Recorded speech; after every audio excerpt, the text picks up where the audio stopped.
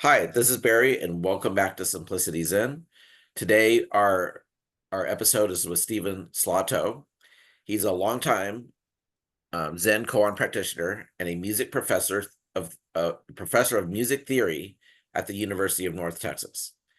He was a professional fiddler and banjo player, and an author of a book on the Americanization of Zen Chanting, which we will elaborate on today. This is part two of our discussion. You can find an earlier conversation as part of this podcast series. How you doing today, Stephen? Uh, Not bad. Okay, good. And Uh, yourself?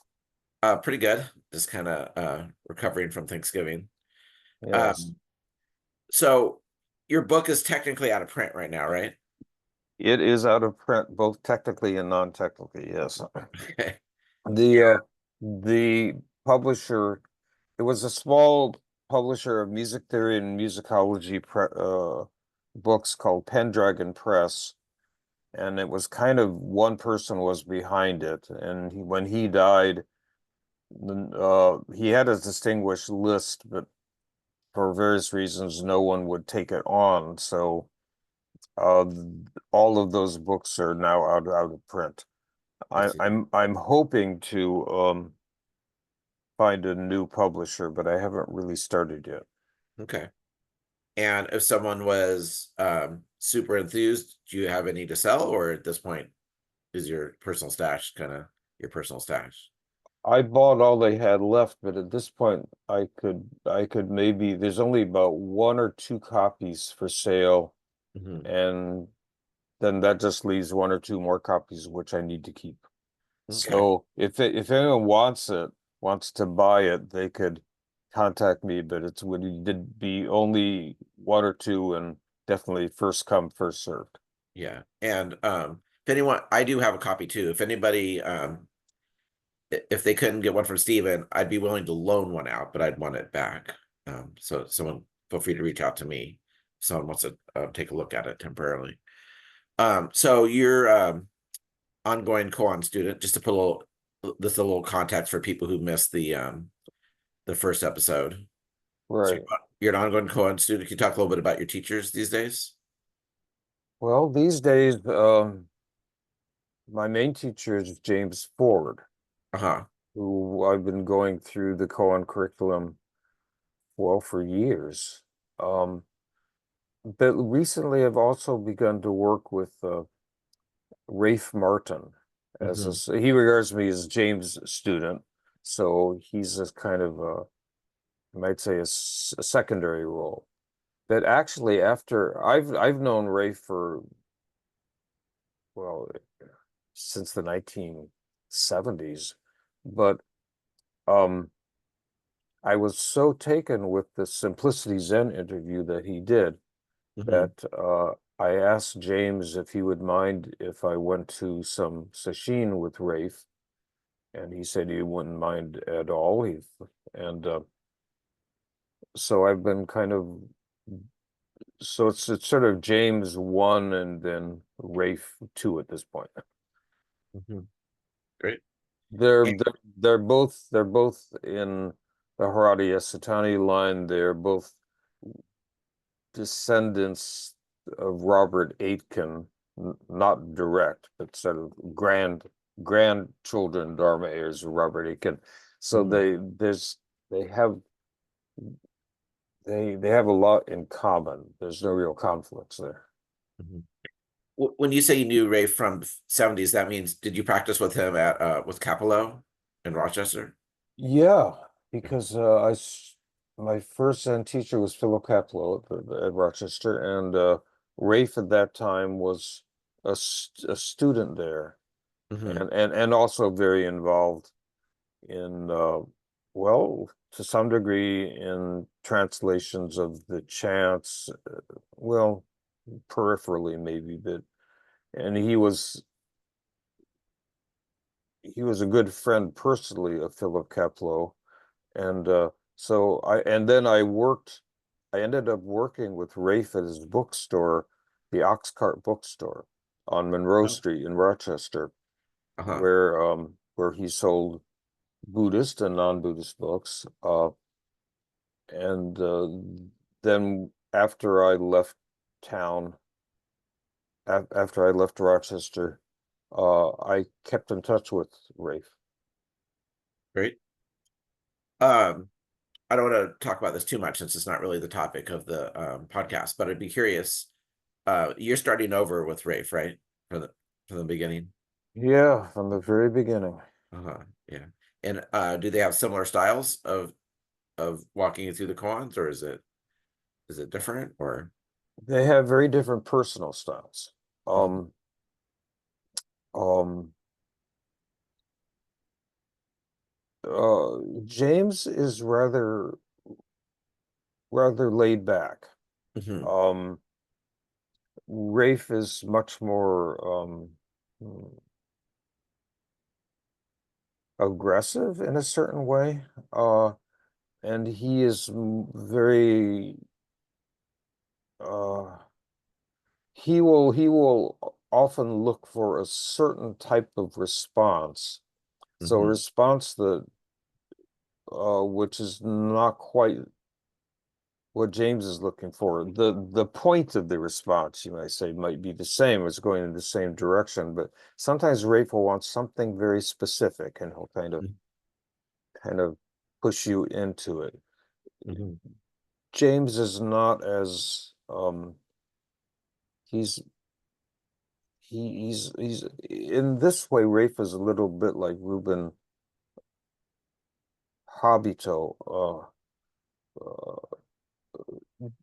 James is kind of less after a specific thing. Interesting. And their personal styles are very different. As I said, James tends to be, I mean, he knows what he wants and he's not a pushover, but he's more laid back, as I said. Right. Uh, Having interacted with him, that's very much his personal style, as you mentioned. He's very affable and relaxed and conversational.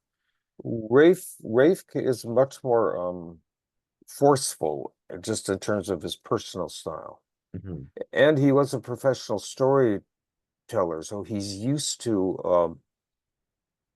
just sort of projecting himself in a very assertive, strong way. Yeah. If you listen to any of his taste show or you go to the Simplicity interview you did with him, you'll see that. In fact, you did one with James, and you also did one with Rafe. So Yeah. it's easy to compare. Yeah. I'll actually I've done another one with James, and it'll actually be out right before yours, so people can hear that one too. Yeah, so one thing about Zen teachers, even if in the same lineage or very closely related lineages, they have their own personalities, which Mhm. are very, very different, often, Yeah. usually, and they're not they're not they're not stamped out like in a factory, so to speak. Yeah, makes sense. So let's talk a little bit about chanting in general. So people who have largely practiced online or maybe their interest in Zen is not really been communal up to this point. They've kind of read books and watched videos and practiced on their own. They might be surprised to see how much actual chanting and what we call service there is in Zen.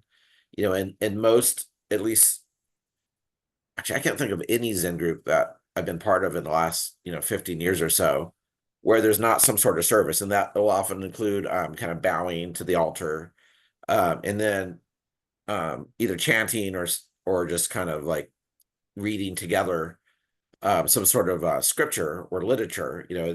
It can be a part of a sutra. And kind of the formal definition of a sutra is the Buddha's words or the words of his students, or it can be like, for example, in Soto, we'll often chant um, portions of Dogen's Shobo Genzo writings or his introduction to Zazen writings. I know in Rinzai and some kind of Diamond Sangha-esque groups also chant Tori Zenji's Bodhisattva Vow, for example, or the Song of Zazen by Hakuin. Those are both two Rinzai, famous, very important Rinzai masters. Anyway, and so so there's this kind of performative and kind of ceremonial aspect of Zen that often surprises people when they first attend an in-person Zen group. And the history of it is the way it started was at the time of the Buddha, in thousands of years before, there was actually no common written language. It was not a literate culture as we would find it now. And so when you had some religious scripture, the way it was passed on from generation to generation was you literally memorized it and chanted it. And it started with the Rig Veda. I don't know if I'm pronouncing that right. I think it's Rig Veda. Rig Veda, and there's actually to this day there's people who can in India who can chant the entire Rig Veda, and it's been passed in that it's generally passed from father to son. And I mean that's a lineage that goes back probably 5,000 or 3,000 years or something crazy. And so when the Buddha came around and a lot of people were excited about his teachings, they memorized his sermons and then they passed them down generation by generation, like monk generation by monk generation, through chanting them. That's how the literature of Buddhism, the scriptures of Buddhism, were passed down for about 200 to 300 years before they were actually written down. And part of that was it was believed as they, in traditional Buddhism, there's a sense of merit, karmic merit. You do something that has beneficial effect on your karma. And so it was believed that when the monks were chanting these sutras, that they were so powerful from a spiritual perspective that they would give the chanter karmic merit. And the next step after that was the laity, if they supported the monks, and then the monks chanted the scriptures, the sutras, the laity would get kind of splashback karmic merit. And then from there, every branch of Buddhism, except some modern ones in the West, chanting scriptures for merit become a really predominant part of the pretty much every Buddhist tradition, including Zen. In fact, if you go to a modern day Soto training monastery, essentially a seminary where they're training young monks to become parish priests, they may do one or two 25-minute periods of zazen, meditation, but every day they probably do an hour and a half to 2 hours of chanting. Chanting is actually more of the primary practice when they're not in retreat mode, at least for Yeah. older monks. Anyway, so that's the background. I'll hand it over to Stephen now, but I just wanted to give some context to listeners who maybe haven't participated in person Zen contacts and might not know how important chanting is in the Buddhist history. Okay, Stephen, I'll let you take it from here. Okay, but feel free to break in. I want this Good. to be a kind of a conversation, Okay. not a soliloquy. Okay. You left out one thing. Well, it's not just that the monks or lay people generating merit by chanting. There's Mm-hmm. also the next step, which is the transference of merit. Right. Um, Okay. in any chanting service, or almost any chanting service, I think, there's an echo, or that's how I pronounce it, I think we say the echo in our group. echo, which Yeah. is short for echo men or eco men. And that's a transfer of merit.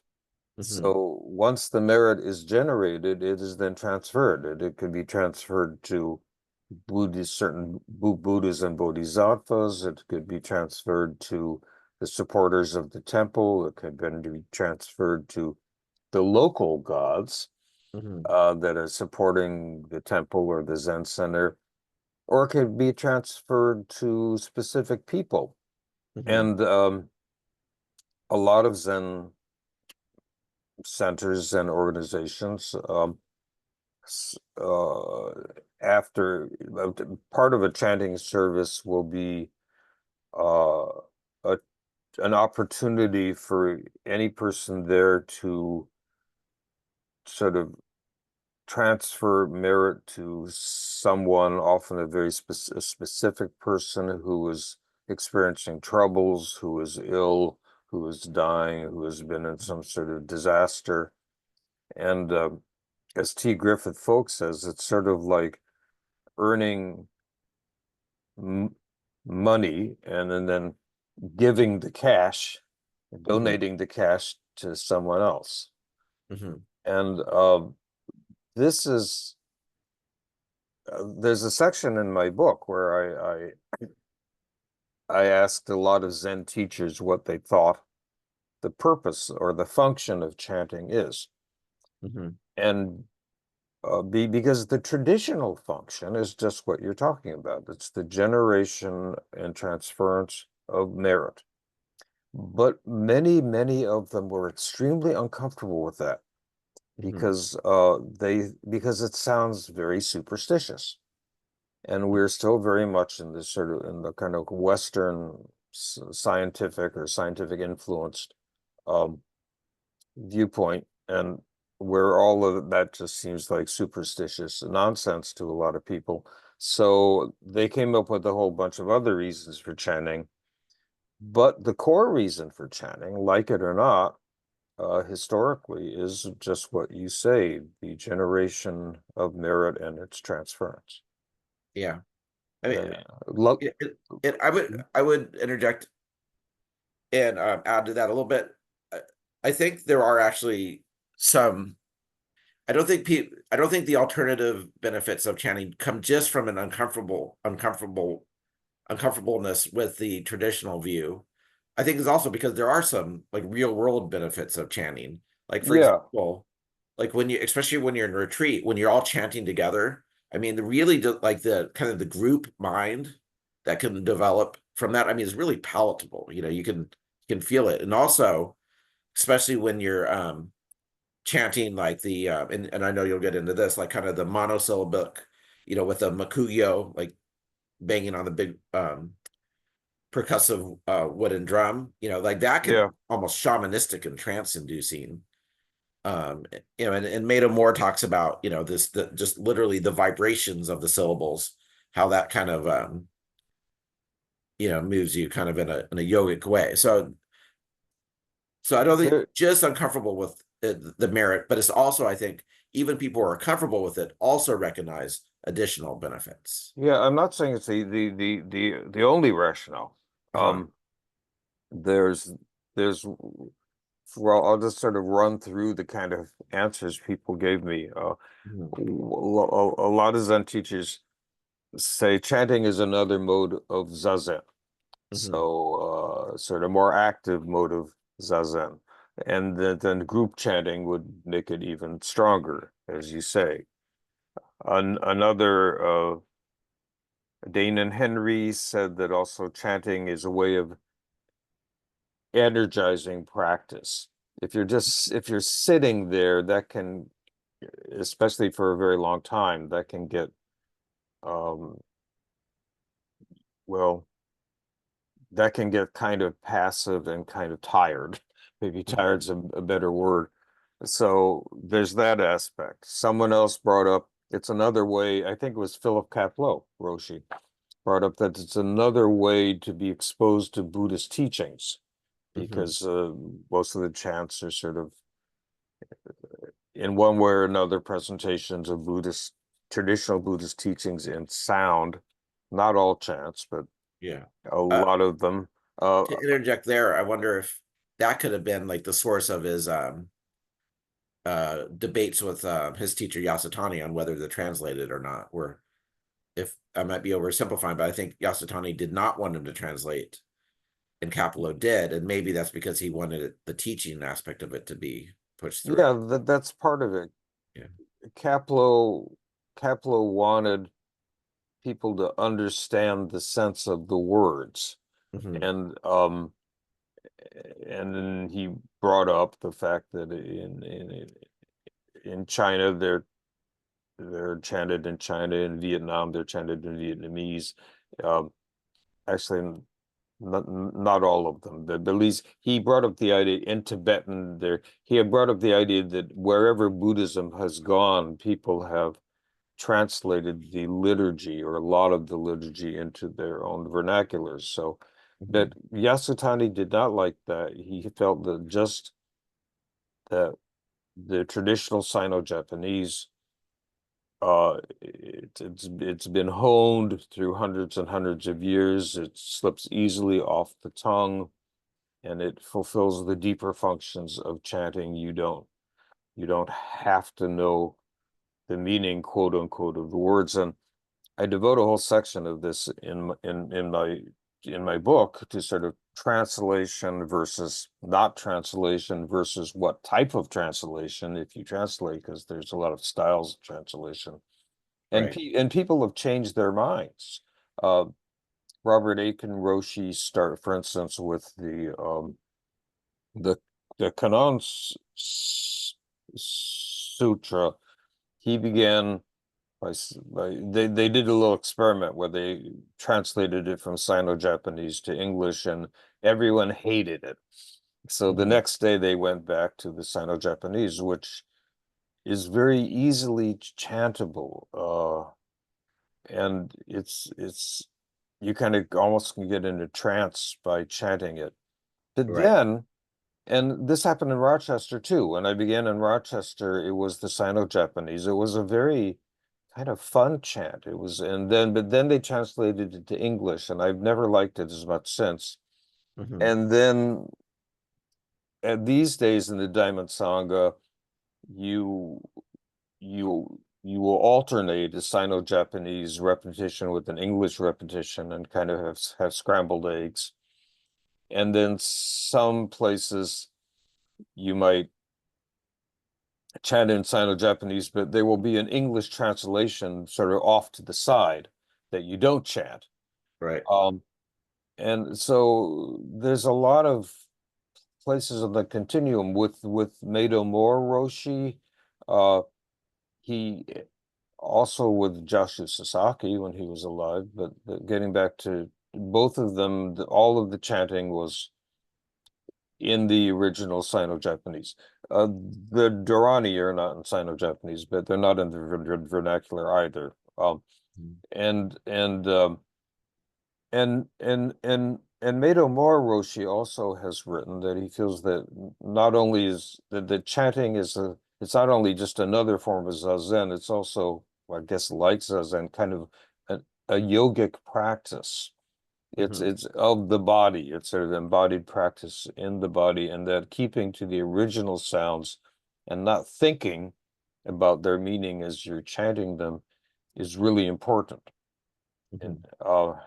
so uh people so there are all of these functions, but you might say the core Buddhist function, in addition to all of that, is gets back to generation of merit and its transference. And and that's something, DT Suzuki tried to sort of demystify, superstitionize Zen, because in the Meiji period, um, and afterwards, Japan was very much want to become more like Christianity.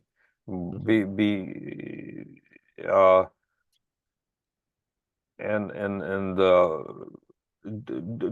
Dosho Port has written about this too, the sort of changes that happened in the Soto sect at that time, Right. because the Japanese government did not want to give the impression that Buddhism was a kind of superstitious barbarism. And that attitude persists. It persists to today. And current Zen teachers are sort of on a continuum of towards, yeah, there's merit and generating, transferring merit, and then that's complete nonsense. It's some of these other reasons, and then kind of everything in between. And what's his name? The koan France. And when I asked him this question, he did expand on his answer later in a very Zen type of way. He said, "The purpose of chanting is chanting." Yeah. I say, okay, well, that's very helpful. It's very enigmatic. Yeah.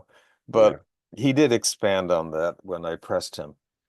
Mhm. But I guess it's his point is you should just do it, Right. and not spend all your time in rationalizing its function. And in fact,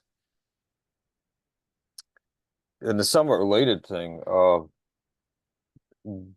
Goto Roshi, Rinzai Roshi in Japan, a very famous one, told his disciple, oh, what's his name? The guy who founded the monastery, that little small monastery in California, where Shakyu is the monk. Oh, here, I have the book. Who's the teacher who founded that monastery? Yeah, give me 1 second. I'm grabbing the book. I have his commentary on the Mumonkan at a table in this room. While you're grabbing it, I'll grab that.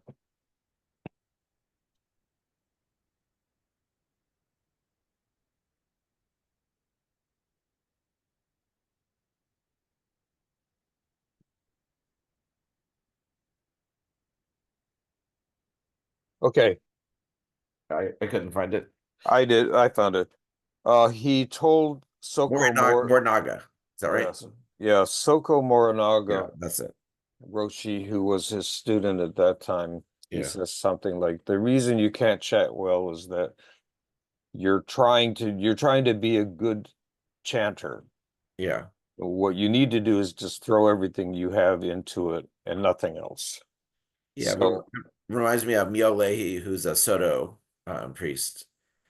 I've heard him say a couple times, chanting's not a performance. uh, yeah, unless it is a performance, because there are actually some chanting groups Yeah. that's attached to universities or places in Japan that Mhm. actually go out and perform.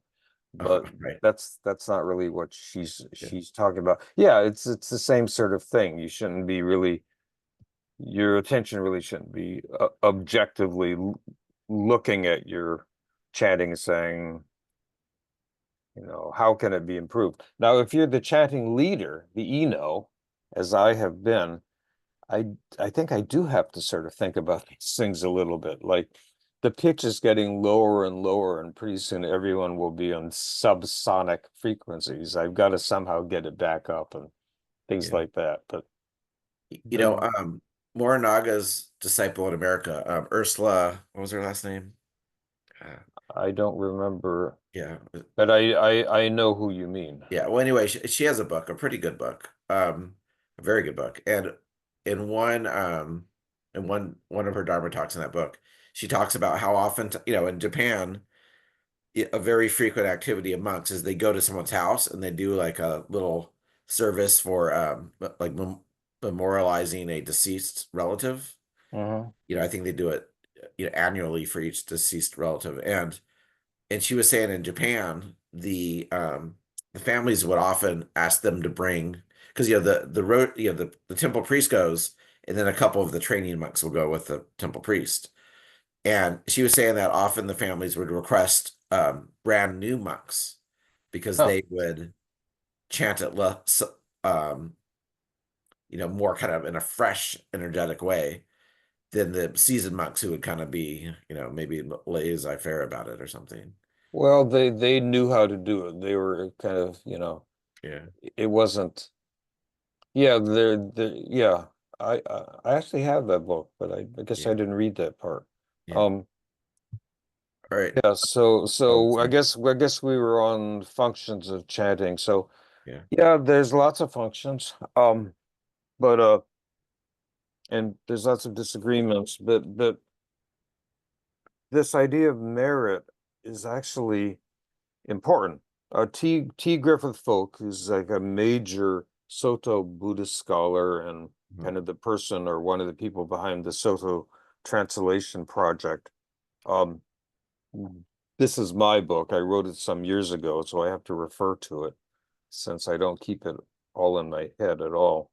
Um, he he approached this idea that chanting is just another form of zazen. He says something, I can find it here.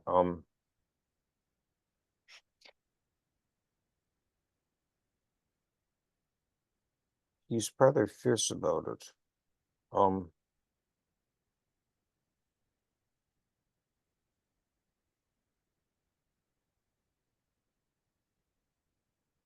Here it is. Quote, Western practitioners of Zen sometimes understand the chanting of sutras and dharanis itself to be the main ritual performance and the verse for the dedication of merit, that's the echo, as some sort of closing gesture or coda that is sort of peripheral. That view allows those who are comfortable with, quote, ritual, unquote, but happy to, quote, practice, unquote, to rationalize that the purpose of the chanting is to learn or spread Buddhist doctrines, or a device for focusing the mind in meditative concentration. The underlying assumption is that merit is a magical, superstitious, or best symbolic kind of thing that no rational, scientifically minded person could take seriously as actually existing. In the East Asian Buddhist tradition of which Japanese Zen is a part, however, people do believe in merit. It is as real to them as, for instance, mon money, that other symbolic magical thing that has no substantial existence, but which nevertheless serves to organize human societies and get things done. There's no doubt that the main purpose of sutra chanting services in Zen is the production of merit, and that the formal dedication of that merit, that is the echo, is the performative heart and defining moment of the ritual. Now, those are strong words. Yeah. So in addition to all of these other functions, he feels, um, and I agree with him, that this is the core function and has been for centuries and centuries and centuries. Great. But it's rather controversial in the West, actually. Great. Okay. So with that kind of recap out of the way, let's go ahead and jump to actually some explicit examples here. And so you you shared with me some categories of the examples you're going to share. I'm going to list them off here, and then let's go through them one by one, where you can give a definition of the category, and then play some one or more examples for each. Okay, so the categories are the following. So the first is traditional Japanese, and then North American imitation, and then simplification, and then eclectic experimentation, and then fusion, and then a final category of shomyo, which we'll go through last. Well, show me, that's not. Let me just say something about Shomyo first. That wasn't actually one of the categories. Okay. Shomyo, when I talk about chanting here, or in my book, The Americanization of Zen Chanting, I'm talking about the sort of chanting which is actually done in North American Zen centers. For the most part, it's to a fixed rhythm. There's often a mokugyo, the fish drum, which is keeping the beat. This is not actually what most Buddhist scholars mean when they talk about chanting. There's a cat. There's another form of Buddhist chanting which is called shomyo. Shomyo is not what people in North American Zen centers do. Shomyo is there's no fixed rhythm, there's no fixed beat, there's no mokugyo. It's kind of melodic, very melismatic, almost sort of like Gregorian chant. Um, it's arrhythmic. Um, it is it's actually not the main form of chanting in Japan either. but it is used, and it's not explicit. It's not exclusively Zen.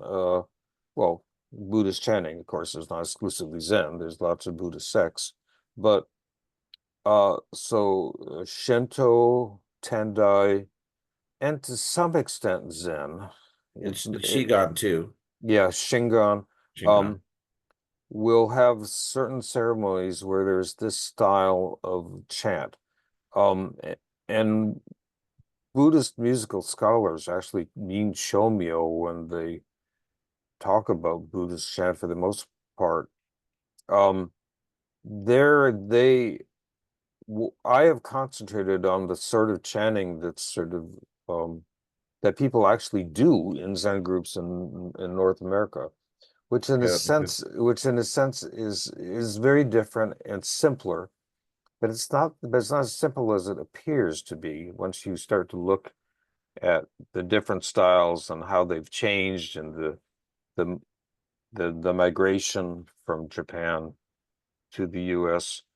Hmm. Um, and I kind of coined a word called the dakyo as opposed to shomyo for that kind of chanting. And dakyo literally means sutra chanting. It's how you Okay. chant sutras. So that's not one of the categories. Yeah. That's like the type of chanting I'm not dealing with. And I think another word we could use for the chanting we're talking about is in Japanese monasteries, it's called choka. That's the ceremony of the bowing and the chanting. As a holistically, it's called choka. In the Rinzai sect. That's not And what so that's and Soto too. really Yeah, okay. Oh, okay. in Soto they usually do it as a compound word. It'll be like I forget what the word for morning is. They'll do like morning choka and then evening choka. They don't just say choka, they'll say morning choka or evening choka as a kind of a compound word. Okay, but by Dokyo, I mean the style of chanting, not so much the chant service itself. Yeah. But So I guess my point is in choka, they're doing the type of chanting that we're talking about here. yeah, I mean, to my knowledge, no one in North America does shomyo in this sort of melismatic, free kind of a sense. I think there may be one or two performing groups, and there certainly are in Japan who sort of Mhm. specialize this and they give performances. And in Japan, it is still done on certain occasions and certain ceremonies. But I don't know anyone in North America who does shomyo in that sense. Okay. So what I deal with is kind of the various forms chanting takes among people who are actually practicing in North America Makes and in Europe to some extent. okay. All right, so let's dive into our categories. Let's do our first one, traditional Japanese, and I'll let you define it and then play some examples for it. Okay, well, before I could discuss how North American chanting has changed from traditional chanting, I had to look a little at traditional Japanese chanting. Now, the danger is that people think there's only one type of traditional Japanese Zen chanting, and there's not. For one thing, Rinzai chanting is different from Soto chanting. It's not so much the chants are different. Maybe some of them are, but most of them aren't. But for instance, Rinzai chanting tends to be extremely fast, and Soto chanting tends to be extremely slow. Just like Mhm. the Kinhin, the meditative walking between rounds of Zazen and Rinzai, people tend to walk rather quickly, and Mhm. Soto people tend to walk, well, Very very good. slowly. Good. Um, and and also different monasteries, different will have their own individual styles of chanting, even within Soto or Rinzai or Obaku, the third Japanese Zen sect.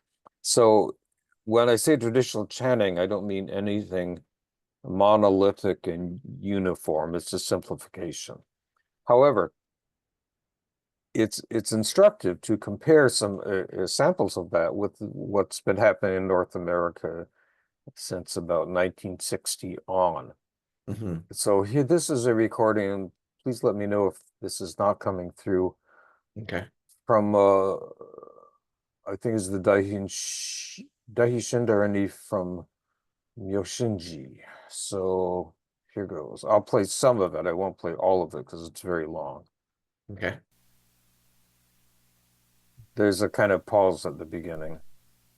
Then you'll hear a bell, Okay. I hope.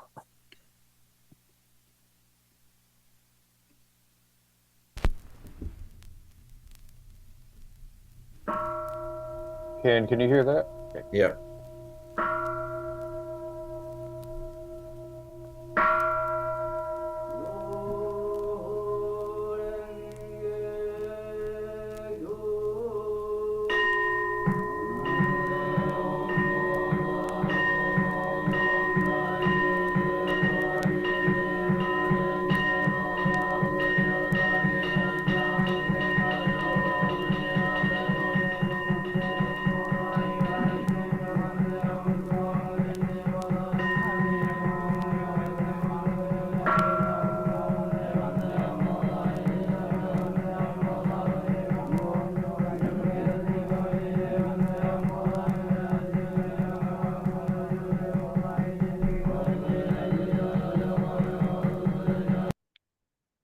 Now, it is rhythmically quite uniform. Hmm. The Mokugyo is key, except for the beginning. In the beginning, the Ino, the chant leader, in this very kind of free introduction, sort of announces the name of the chant. But then the Mokugyo starts coming in, and everyone is to a very fixed beat. But Hmm. the pitch is not fixed.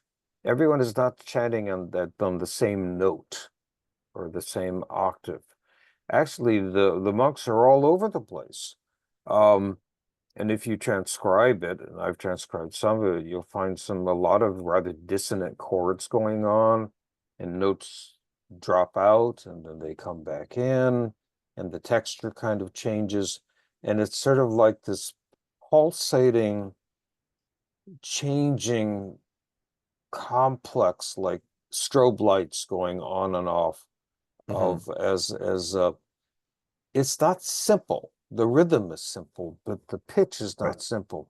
Um, and And the bell is almost like, it's not going with the rhythm. It's increasing faster and faster and faster right at the beginning too. yeah, well, the bell, I think it's a Kesu, um, is not unlike the Mokugyo. It's not hitting all the time. It's just it's being rung at certain times, and sometimes it speeds up and then it stops, and then Hmm. it's struck to punctuate certain things. So it's irregular also. Hmm. But my point is that this is not simple chanting. It's rather complicated in its own in its way. And being Rinzai, it's very, very fast. Hmm. Um I remember now oh, sorry. I remember the okay. first time. So I'd been participated in Soto centers for decades before I went to the first Renzai place. And so my first experience of Renzai chanting, it was like 4:45 in the morning or something. I was still kind of waking up, and they started, and I just remember thinking like, "Oh my God, what is this? This is way too much for 4:45 in the morning. But these guys are crazy." But yeah, I mean, it's a very different energy. Yeah, I mean people who've entered in not just Americans or Europeans, but Japanese too, who've entered Japanese monasteries to say it's so hard to keep up. Hmm. Um now I'm going to I'm going to play a chant from recorded it at Mitra Bishop. She's the teacher's what's her monastery called in New Mexico? Hidden, oh, New Mexico. Not California. Yeah, she has a Hidden Valley down in. That's the California.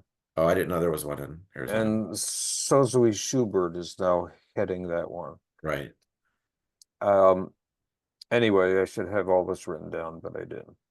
But she studied, well, she's an heir of Philip Kapleau. But then she studied for she worked with a long time, and really continues to, the Rinzai teacher, Shodo Harada Roshi. Mhm. So she's she's very well, it's a double lineage, but it's also very Rinzai. Mhm. So this is her group. This is from 2012, chanting the Heart Sutra in English. But Okay. compare it with the Myoshinji recording I just played. Okay.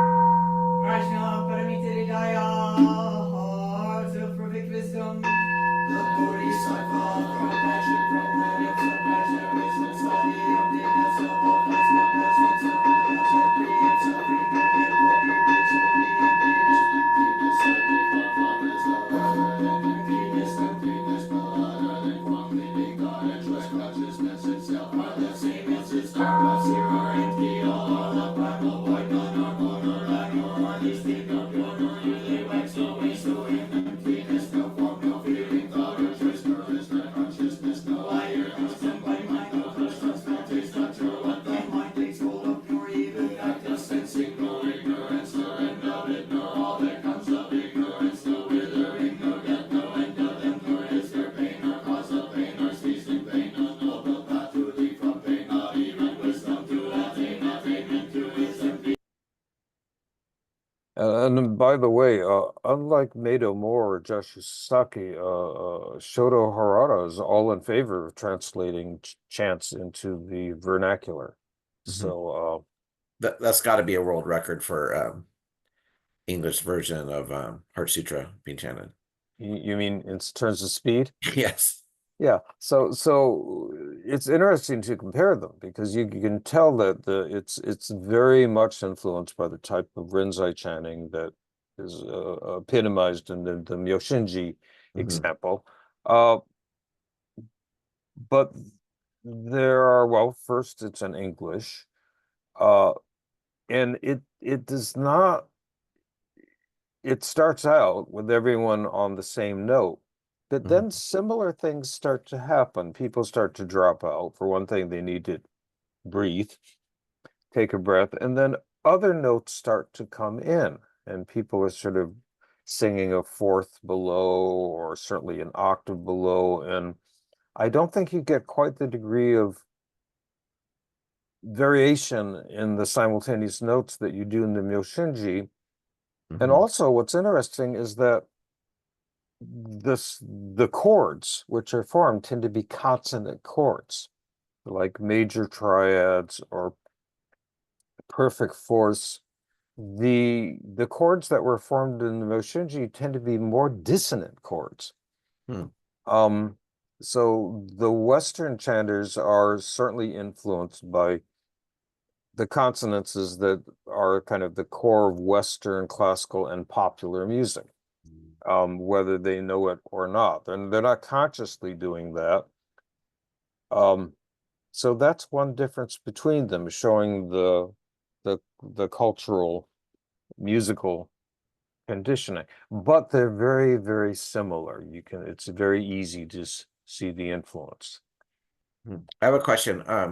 Is this still in the first category, or is this the second category of imitation, or is this would you still This is the this first is category? this is the second category Okay. because the Mountain Gate, that's the English title of Okay.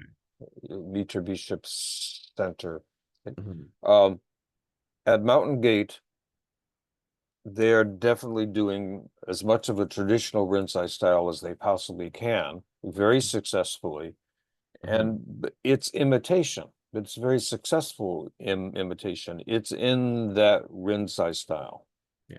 Do you do you have, and if not, it's okay, but can you do a Soto version of traditional to compare it? Yeah, Okay. that's the next thing we're gonna do. Um, this is from I see AG there.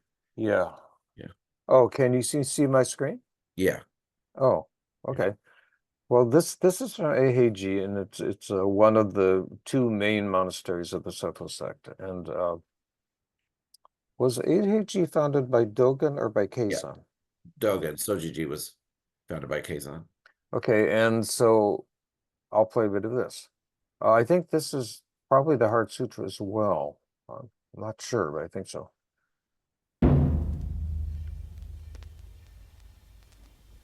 Oh, I've got to move it along.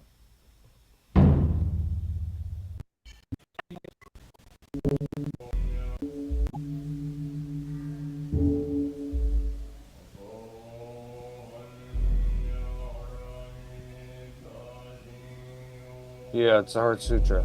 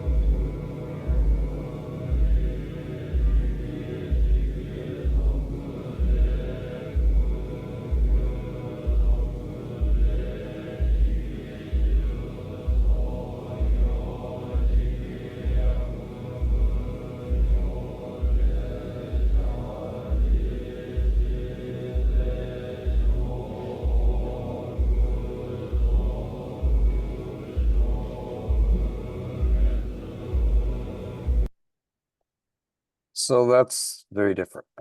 Mhm. Yeah. It's Much slower. very slow. Uh-huh. I didn't hear a Rokugi at all. There's a big drum that's going boom, Yeah. boom. In the Sojiji version, which I think is a little bit later than this recording, if it's the one I think it is, they start that slow and they speed up a little bit. Yeah, and partially, and they definitely have a Makugyo. Um, Let me play a little bit of that one. okay.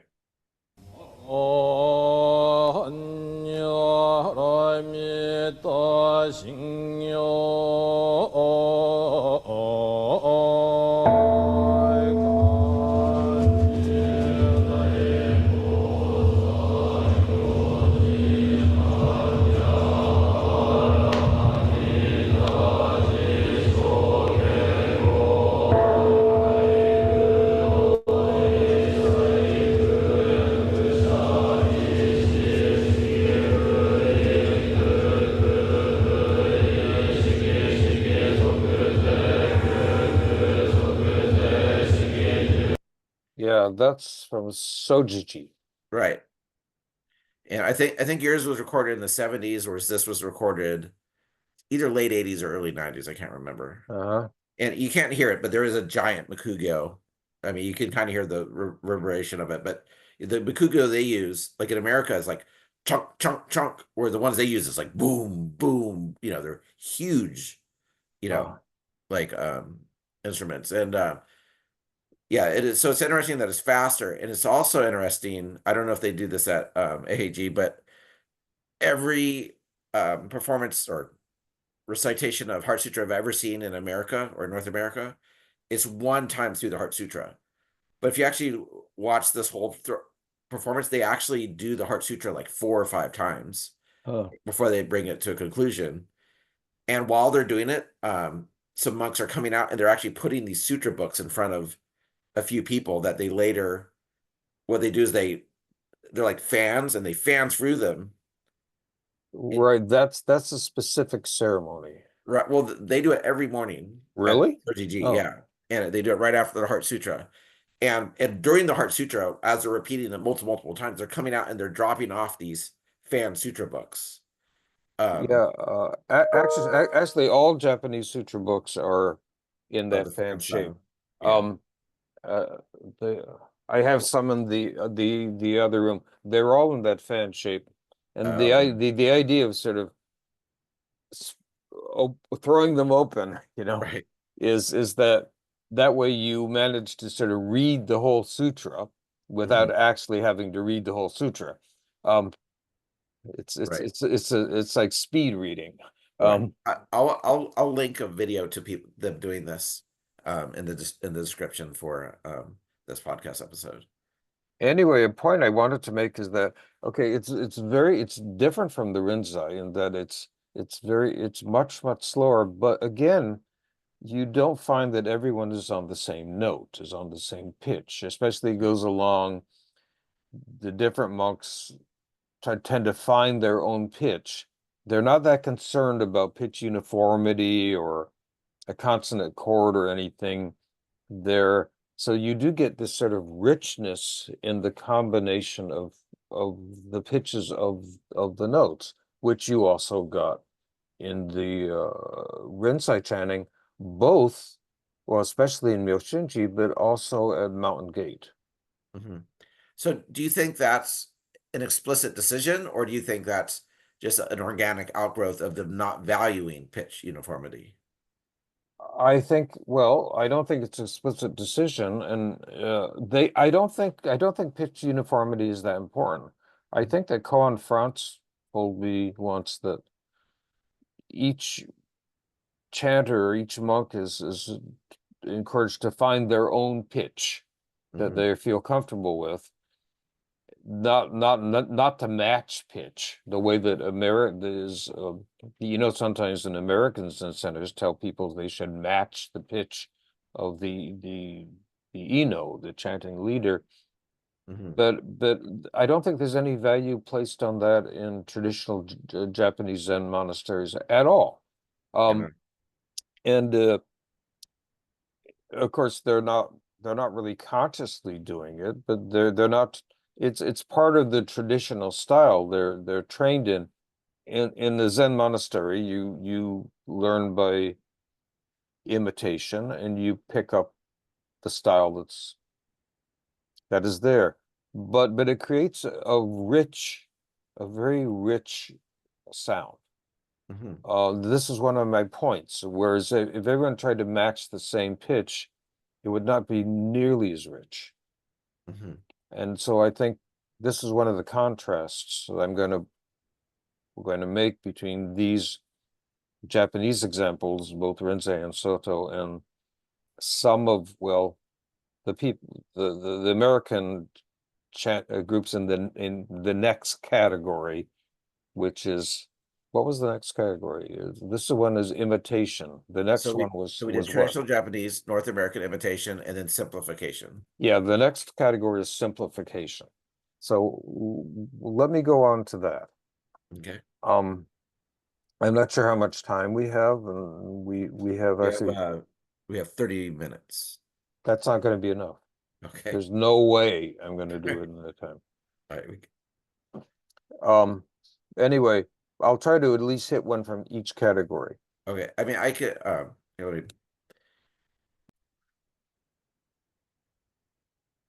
Okay, so so we're going to talk about simplification now, right? right. So there's a difference in imitation. The Mountain Gate example was imitation, very good imitation, sort of based on the Japanese Rinzai model, specifically in this case of Sogenji, um, Shodo Harada Roshi's monastery and the chanting there. But simplification is not the same because it's simplified. So this is a recording of the beginning of the Heart Sutra from Zen Mountain Monastery. Okay. This is a recording. This is from a CD they put out. I don't know if they're still selling it or not. So it starts with the sound of birds, which they seem to put in for atmosphere. I kind of wish they hadn't, but so I'll play a bit of that. Okay.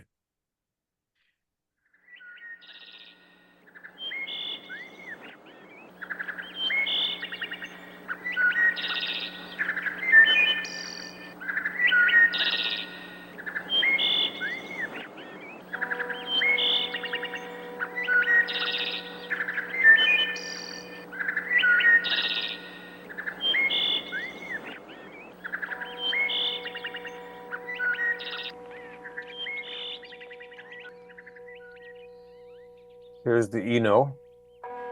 Well, soon.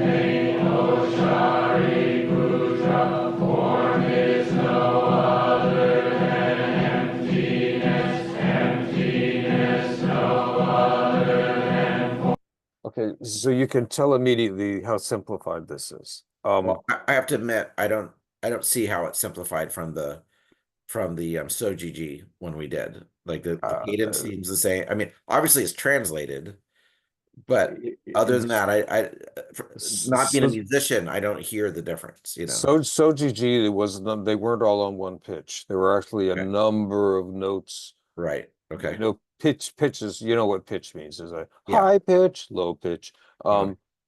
They were a number of them mixed in, and they kept changing. And of course it wasn't English, but they're all, except for the somewhat cheesy birds, they seem cheesy to me.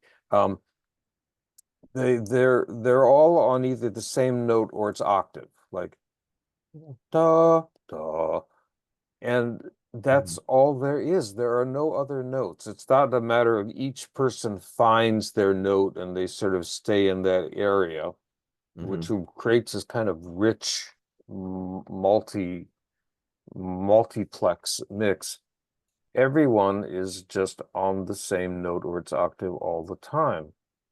And it really is a simplification of both the Rinzai and the Soto styles. At least the recorded Soto styles that I played. I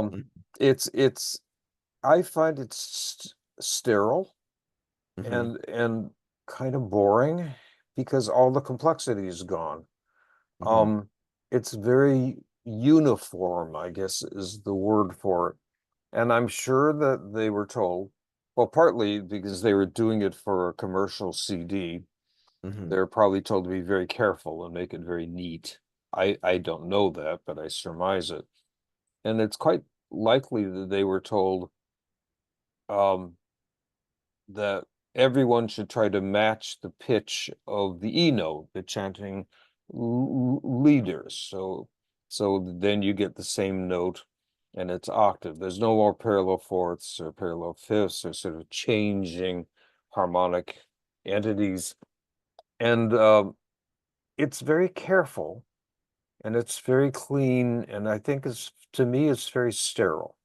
And it certainly is far less complicated than the Japanese examples. Yeah, in my local soda group I participate in, there's something called the Doan Rio, which means, the people who run the ceremonies.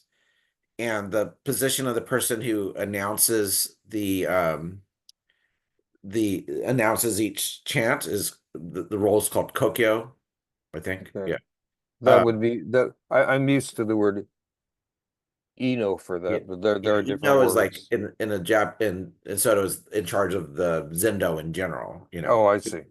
But anyway, so when I do the kokyo roll, we do practices, and I've actually been criticized. I have a really hard time holding a pitch. I can't, and I can't do it. I mean, I'm a horrible singer, just objectively.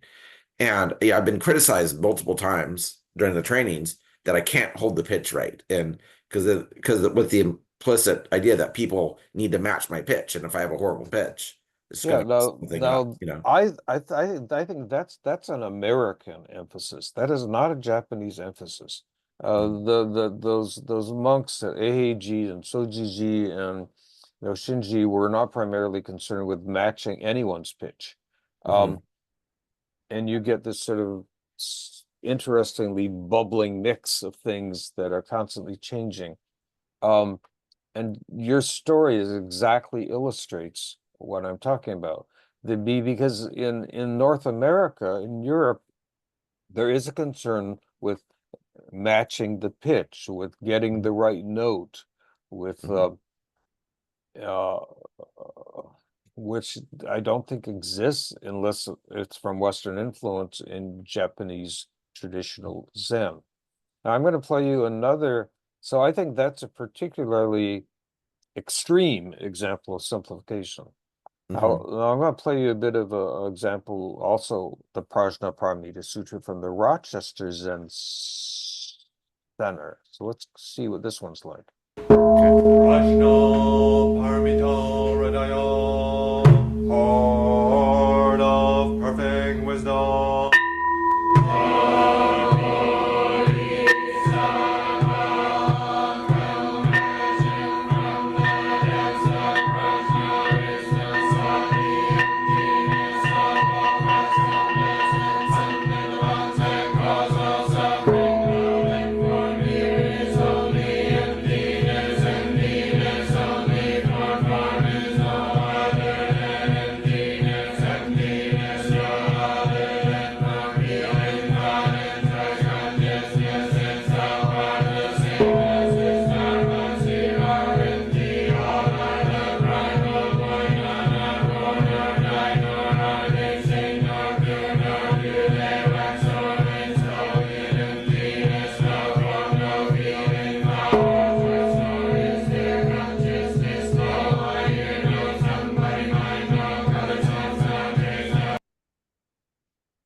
Now, this is in English too, but it is more complicated. Well, it's more energetic than the Zen Mountain Monastery. It's faster.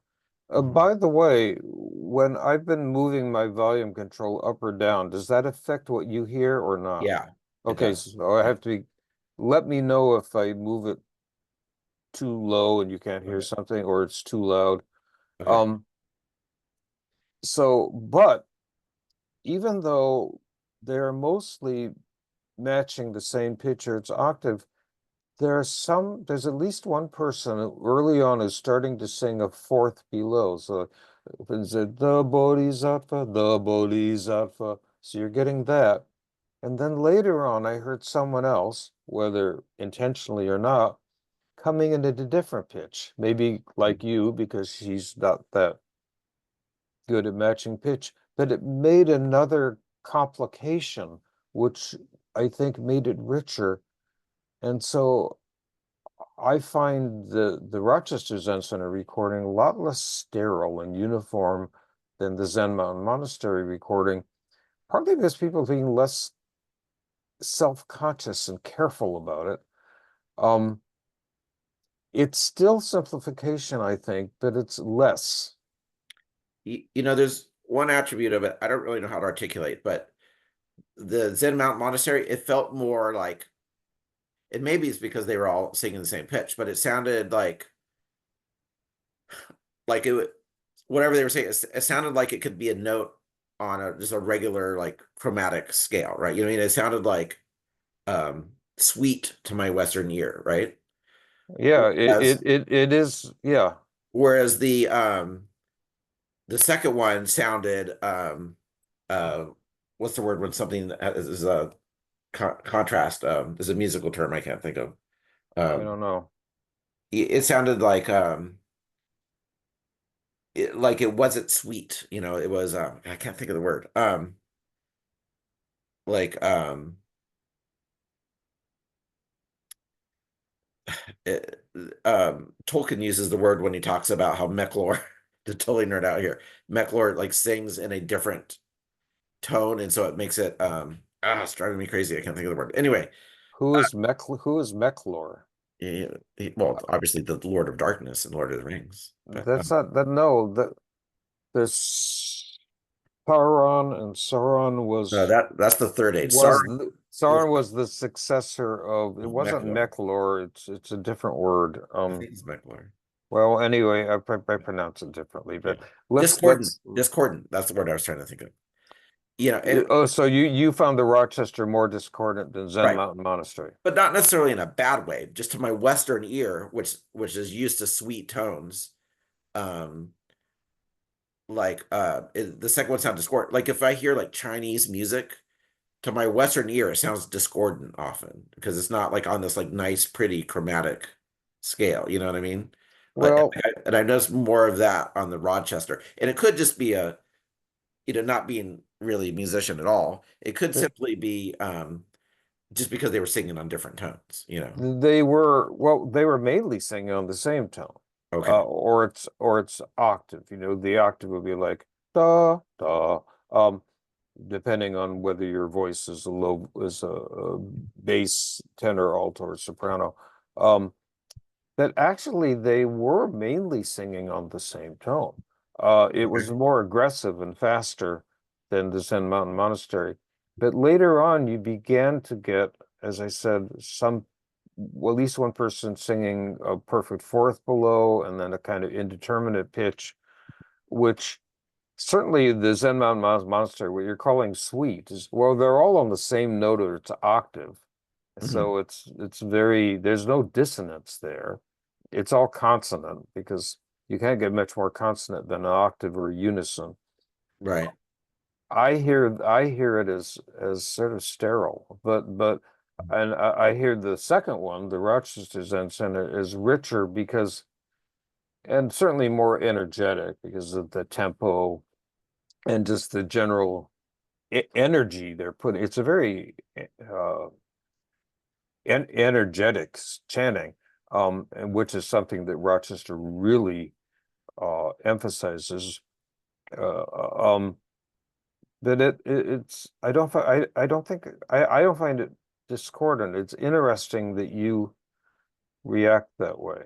Yeah. And I'm not necessarily saying, and I agree with you that it sounds richer too, but I'm just saying it sounds more chanty as opposed to um uh I don't know, like singing, you know what I mean? Yeah, yeah. It, There's more to it. There's yeah. more. It's a little more complicated, and there is a kind of difference in singing and chanting. Mhm. Um, should I go into the next category? Yeah, please. So, Uh, which we defined as, oh, by the way, I looked it up. It's Morgoth, not Meklor. I was wrong. Um, right. yeah, Morgoth who was a Maya and then kind of yeah, fell and became all right. So I was wrong. became You're right. right. Oh, Uh, good, good. all right. One So, up for me. eclectic experimentation is your next category. Now this is, as Monty Python would say, now for something completely different. Okay. Um, Eclectic experimentation would be something that does not really owe a great deal to the traditional Japanese models, but doesn't particularly owe anything to American religious models Hmm. or to American popular music. Hmm. Um, it's it's it's sort of like like an inventor tinkering in their workshop and coming up with something kind of largely on their own. And it's a very curious example. This is the chanting style that was done. I don't know if it's still done at the Zen Center of Denver when Danon Henry Roshi was in charge of the place. And he wanted his wife was a musician. Amaryllis Fletcher was a professional violinist, and I'm sure she certainly helped in this. He wanted something that was more Western, Hmm. not sort of. He felt most Zen practitioners in America feel that the Japanese style is all on the same note. I'm making the argument that no, it's not, but people think it is. So I Hmm. think one reason that Zen Mountain Monastery in particular chanted that way is because they felt that was the authentic Japanese way. And it's not, at least as far as I can tell, it's not. So that's why I call it simplification. But I don't know if they knew that because the sort of the stereotype is that in Japan, everyone chants on the same note. I don't think they really do. So Dane and Henry, and like I said, Dane and Henry has retired.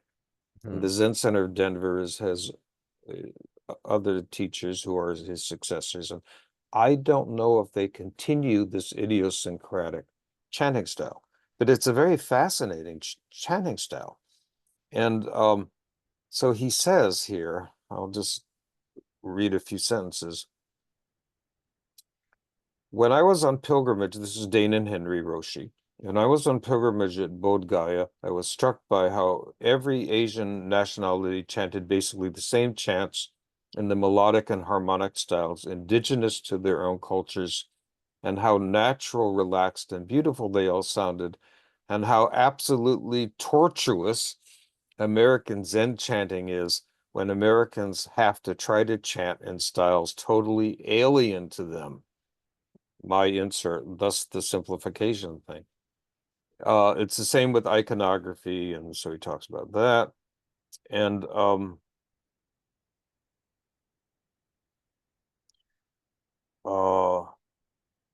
let's see. Yeah, there's a quote. I sat every day at Sung San's place, the Korean teacher, with Korean monks and a few Westerners. Try as I may, I was not able to manage the Korean chanting tone, melody, and rhythm. Neither could the other Westerners. Then one day a Westerner came who was able to chant perfectly. I pulled him aside after the sitting and asked him how he did it. He said that it had been very hard for him and took him 3 years, even though he was a trained professional opera singer. So Danon put together a kind of what he felt was he more Western elements like harmony, chords, but and he had different styles. What he had one style which was just a single monotonal style, which he called the ancient tones. But then he would break into harmony, and this chant book indicates where you're supposed to do one, you're supposed to do the other. But his idea of harmony was a strange idea of harmony. It's major chords with the 10th on the top, and you move the basic pitch, and so the whole chord moves up or down, usually a minor third. And it doesn't sound really particularly Western. It sounds very idiosyncratic. So I'm going to play an example because he was, at that time, the Zen Center Denver website had actual instructional recordings on how to do this style of chanting. And this is as well as recordings of chanting services. So in this example, I think you hear the monotonal chanting, the quote ancient tones unquote, and then I think you hear the Eno, the chanting leader, singing in a very kind of bluesy way, and then you get this strange chords, these strange major chords moving up and down a minor third or a major second. So here it goes. Oh, sorry. That's not it. Okay, this is the next one. I take refuge in Sangha, in its wisdom, example, and never-failing help, and resolve to live in harmony with all sentient beings. In the midst of the three treasures, with all sentient beings, let us recite the names of Buddha. Vairocana, pure and clear, Dharmakaya Buddha, Lochana, full and complete, Sambhodakaya Buddha, Shakyamuni, infinitely varied,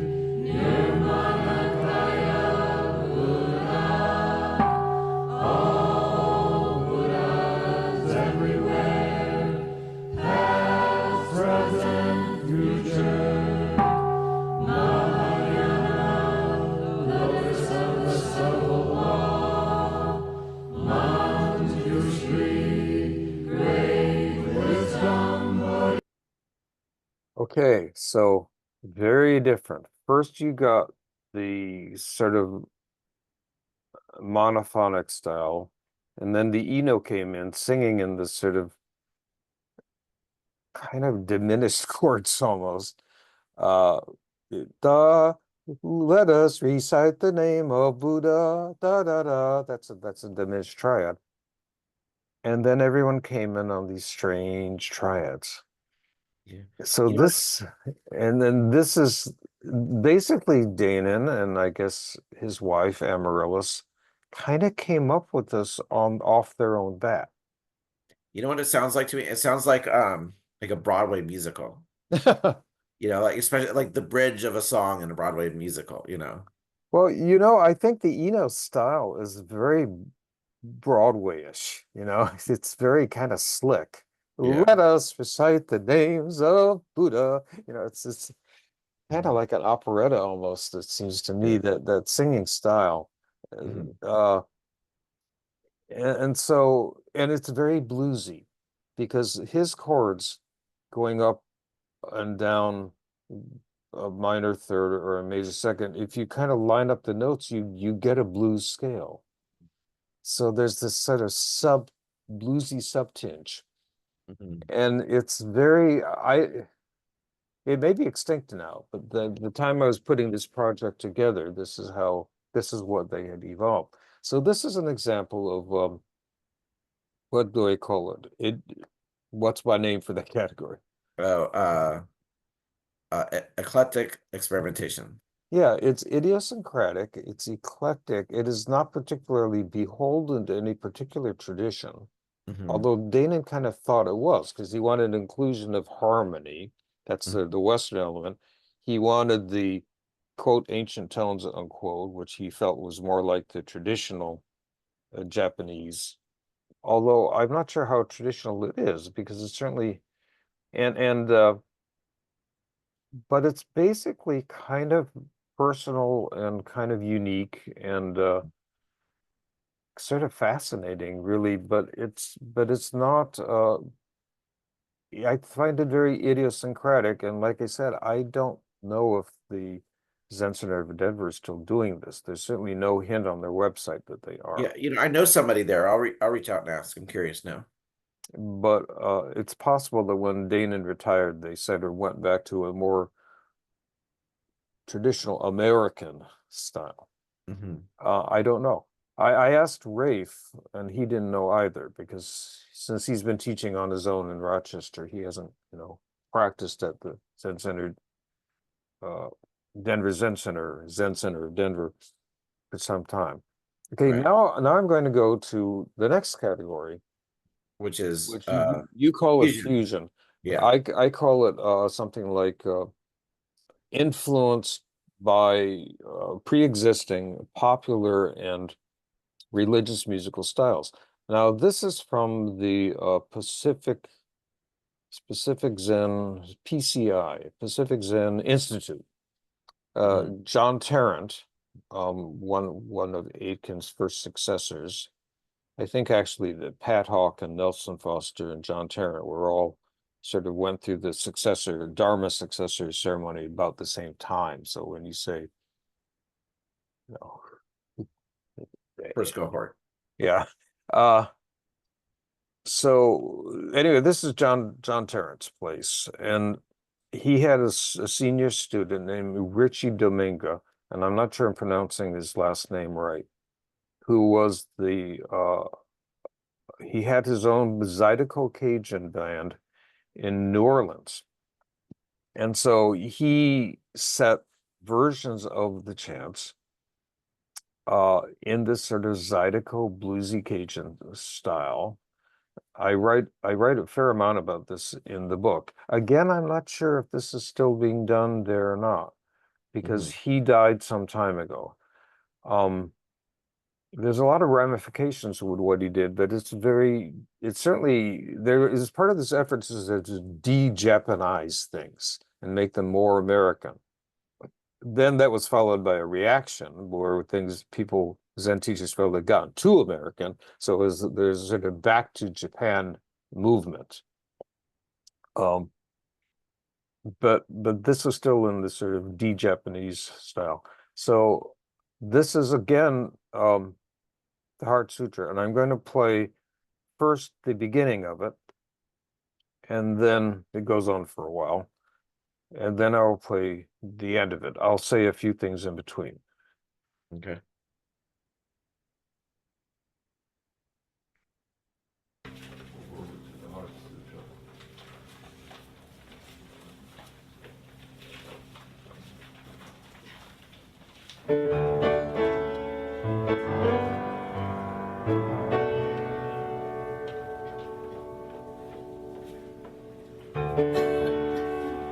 The great Prajna Paramita Heart Sutra.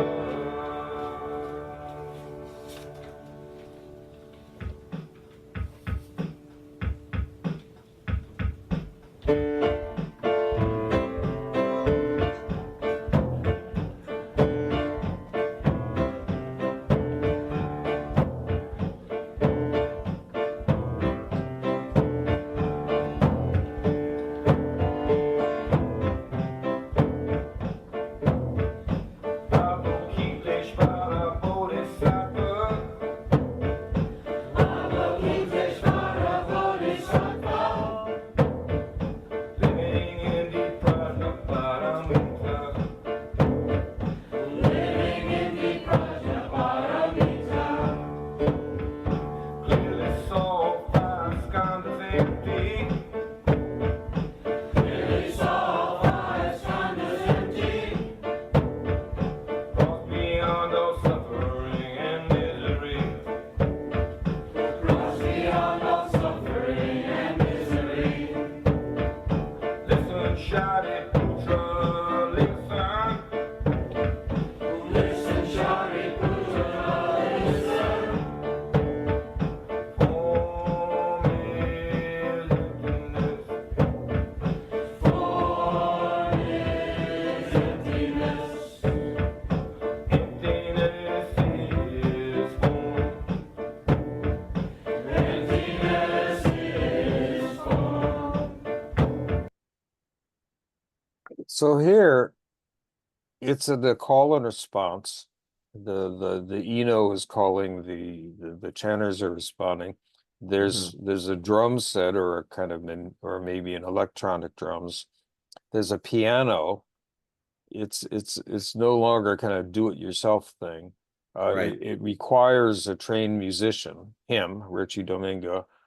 It's in this very kind of zydeco bluesy style. It's definitely far more Western in its harmonic idiom than anything that Dane and Henry came up with at the Zen Center of Denver. He was sort of had the idea of adding the harmonic dimension, but it wasn't really tied to any actual pre-existing practice. So this is a very conscious sort of fusion with pre-existing popular style. Yeah, it makes me think of how, you know, I don't know too much of the history, so this might be an oversimplification, but you know, in kind of Roman Catholic and presumably in, you know, Eastern Orthodox, the music of Christendom is like chanting by monks, right? Whereas Protestant, at least in America, Protestant Christianity has people singing, you know, very melodically in a Western sense, you know, in the, you know, with the you know, the Southern Black Christian tradition, it would be, you know, be the gospel music, right? Whereas Yeah, but before that you got the Lutheran chorales of Bach and yes, yeah. Buxtehude and all of so the harmonic element is has been there for a long time. But these days, when you mentioned sort of the Southern gospel influence, that's also a kind of American popular influence. right. And if you go to like just your run of the mill kind of mega church, you know, I think they call them, you know, the big non-denominational Yeah. Churches, like and they're typically pretty conservative from like a scriptural point of view, but as far as the service itself, they literally have a rock band up there singing Y- rock and Yeah, pop songs. yeah, it's part Christian of the music, but same kind of thing. yeah. Now I'm going to play you a little bit of the end of it because I think the end of it's very effective. I Uh-huh. mean, the way he set the Hartsuder, where it's always call and response, and it makes it for a very long, long chant because Mhm. the chanting director has to sing it. The chanters have almost like I always say congregation has to sing it. Um, it takes ages to get through it. But here's the end of it. Not deception. It's true, not deception.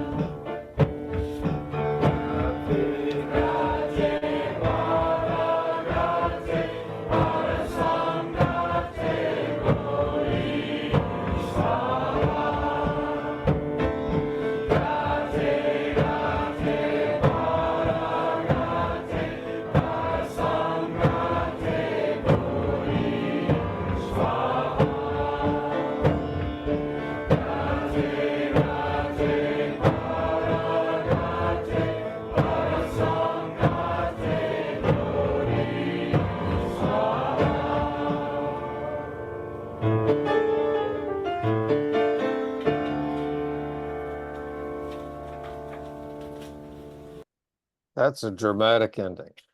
Yeah. With that little bluesy piano flourish at the end. I actually find I find the ending of it quite moving. Hmm. But one thing it did was it created a dependency. Unless Richie is there, or I don't know if he trained anyone to do this, you can't chant in that style. It's Right. very, it's sort of a trained musician and a congregation. That's very different. Hmm. Um, so that's one manifestation of Zen chanting influenced. There's very little Japanese in there at all, really. Yeah. Um, the by pre-existing Western musical styles. Should I go on to the next one? Yeah. Now, the next example is very, very different. This, I would say, would be uh, Zen chanting influenced by a pre-existing religious style. So this is from Jiyu Kennett's group. This is from Shasta Abbey. Now, Hmm. Jiyu Kennett, who was James Ford's first Zen teacher, or first official Zen teacher, she trained at Sojiji, I think.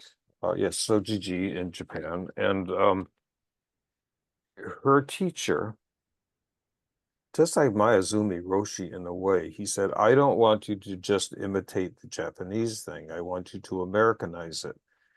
At the time, it wasn't just American teachers who were saying this. Kapleau said it. Aitken said it in a bit of a cautious way. But also Japanese teachers were saying, you've got to make it your own. Both Kapleau, Aitken was concerned that you had to be careful about it, what you were doing. Now, Jiyu Kennett was trained as, she's English, and she was trained as a church organist and I think choir leader. So her interpretation of what she was told by her teacher was to make it as Anglican, the English official church after Henry VIII broke from the Catholic Church and burned all the monasteries, executing a lot of the monks. She took this to mean, or at least her application of what she was told was to make it as Anglican as possible, as English as possible, as British as possible. And so you find the English, it's in English, but it's in a very theosophically, almost archaic tinged English. And they use kind of Anglican terms like preceptor and and what she did was she also has two style of chanting, which is a plain chant, which is like Gregorian chant, a single line da da da da da da da da da da da da da da da da da da da, and then in harmony. But it's not a kind of do-it-yourself put together harmony like the Denver Zen Center had. It's a harmony that it conforms to Anglican chant. An Anglican chant is a sort of harmonic formulaic harmonic settings. And it's I asked Henry Schuckman about this because he's British, of course. He grew up in the he's Jewish, but I think his family still went to Anglican churches. I think his mom was an Anglican priest, actually. Was she? Okay. Yeah. Anyway, he said to me, or he wrote me, having been required to sing in traditional Anglican chapel choirs as a boy myself, I found the Anglican chanting hard to take on principle as a boy, being rebellious and anti-religious. Yet in practice, I actually loved it and still find the psalm tones coming to mind from time to time with those strangely anomalous Buddhist words. Because at one time, Henry Schuckman had practiced in Jiu Kanit's tradition, and she has places not only on the west coast of the United States, but in England as well. And then he goes on, he says, the overall feel was curiously Anglican, not crisp at all, kind of sluggishly formal, just like it used to be in chapel, where the officiants and choir boys often seemed generally reluctant to pull on their cassocks, chasubles, or whatever. Now, she evolved this chanting style actually after James Ford had worked with her and had left her. It was a later development, evidently. There was something else I wanted to say about this.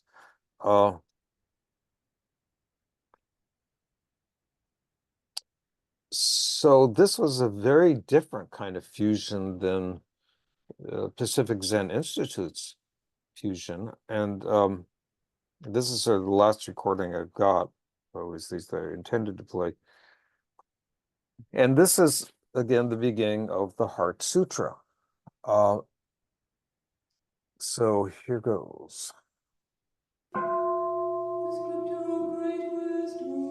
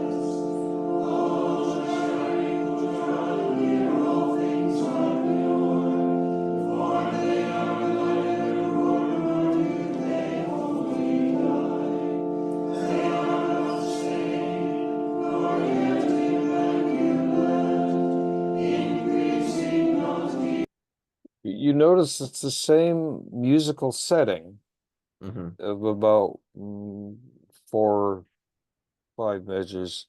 It's not really divided into measures, and you adopt the text to it.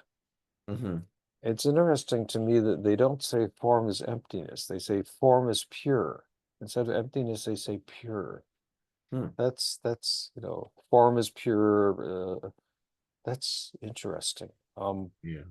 So this is now no one else uses the style, but the whole organization, and she has a sort of big organization. I forget exactly what they're called.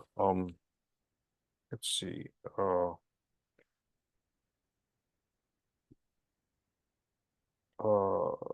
the initials are OBC. It's contemplatives, I think is the last word. Organization of some contemplative, something like Yeah.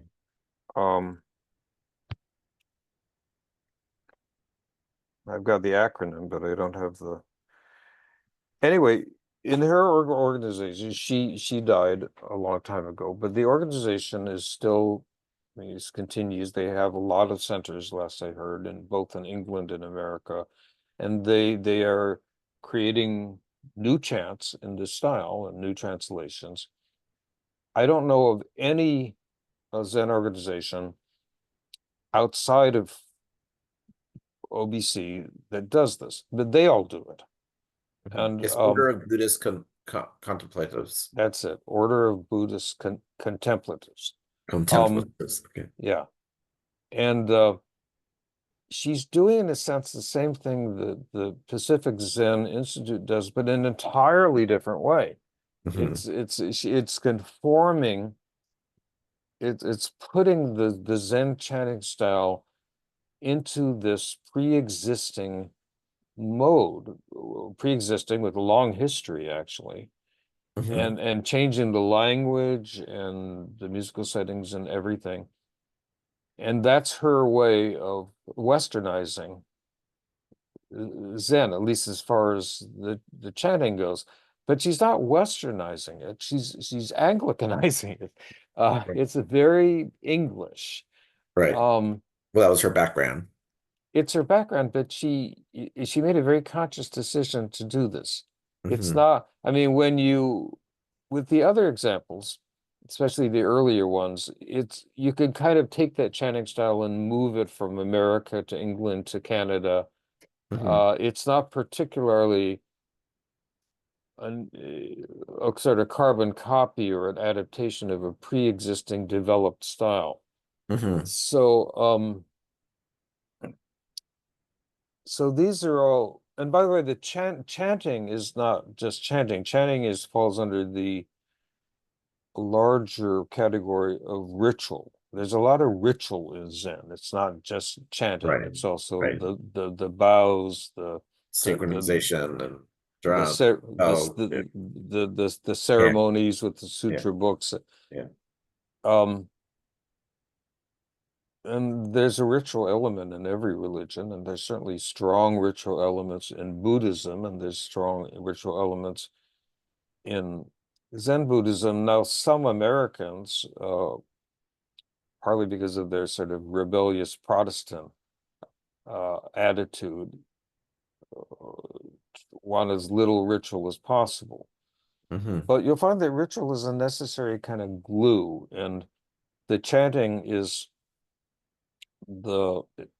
certainly a very, very, very, very strong element of that ritual. Now, the how much emphasis is put on, say, chanting ritual versus zazen, and you mentioned that in I think it was Sojiji, you said there was actually much more time spent on chanting Yeah, than on zazen. outside of retreat time, it's more than twice as much chanting as there's Zazen. Yeah, like the morning chant, the morning choka, it's over an hour, the whole thing. Yeah, so this brings to mind Jeff Shore, an American who went to, well, after studying with Zen with Robert Aitken, he went over to Japan to Myoshinji. Uh-huh. And he stayed there for a while, but he realized just what you said, that he seen the training, there was Zazen, but and I guess Jeff Shore. there was Jeff Shore. What did I say? Jack Shore, I think. I Jeff think. Shore. Yeah. But he felt that basically they were training him in the ritual observances of a professional Japanese Zen priest, Hmm. and he wanted more emphasis on Zazen, so he offended everyone by leaving Myoshinji and going to Kato Furukawa. Have I got that name right? Yeah. Tofukuji. Yes, and then he later became his lay successor, and I think of Furukawa. That's not the Mhm. right name. The Kate Fushika or anyway. But by leaving Myoshinji had taken him in and adopted him and trained him. It was against all rules of good behavior. Mhm. You weren't supposed to do that kind of thing. This is something Ruth Fuller Sasaki talks about. There's an etiquette involved in changing teachers, and I guess he didn't follow it, or maybe Right. it didn't make any difference.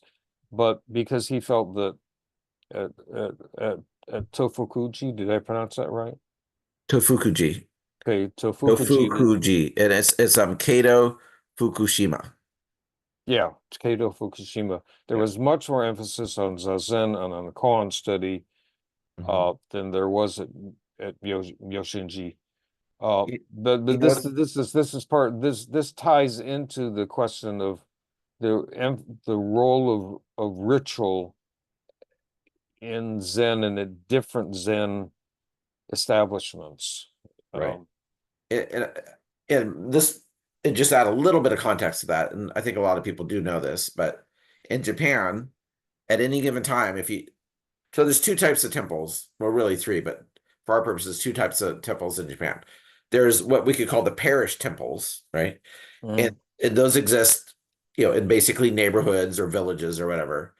And the role of those temples, 99, maybe 80% of the role is offering funerals and memorial services, Yes, and yes. then 20%, and this is not all of them, is like a community gathering center. Yeah, kind of like an American church. Right. It's like kind of keeping the culture alive, and so there's that kind of parish temple, but then there's training temples. They're called Soto temples, not Soto, but Sodo, Sodo. They're not they're not they're not temples. I don't think we We're use that word monasteries, for them.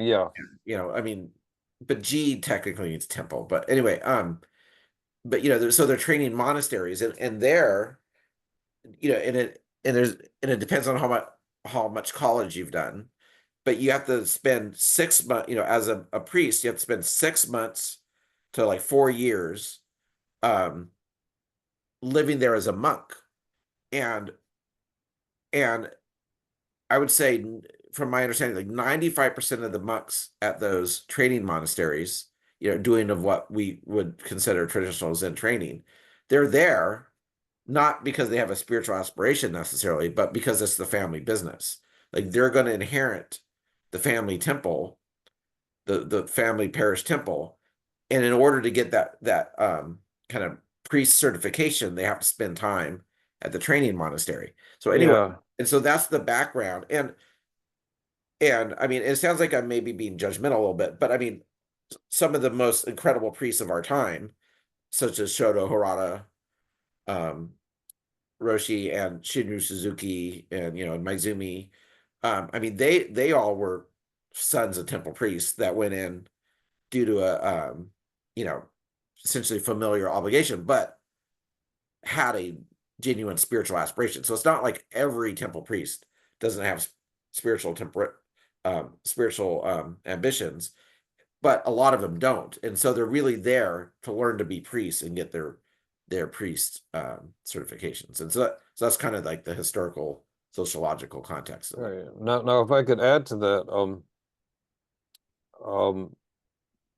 I mean, if you were trained in a monastery, you basically became a temple priest. Not all temple priests inherited the position through family. They needed the monastery training certification to qualify to Mm-hmm. take over the temple. but not all temple priests necessarily come from temple families.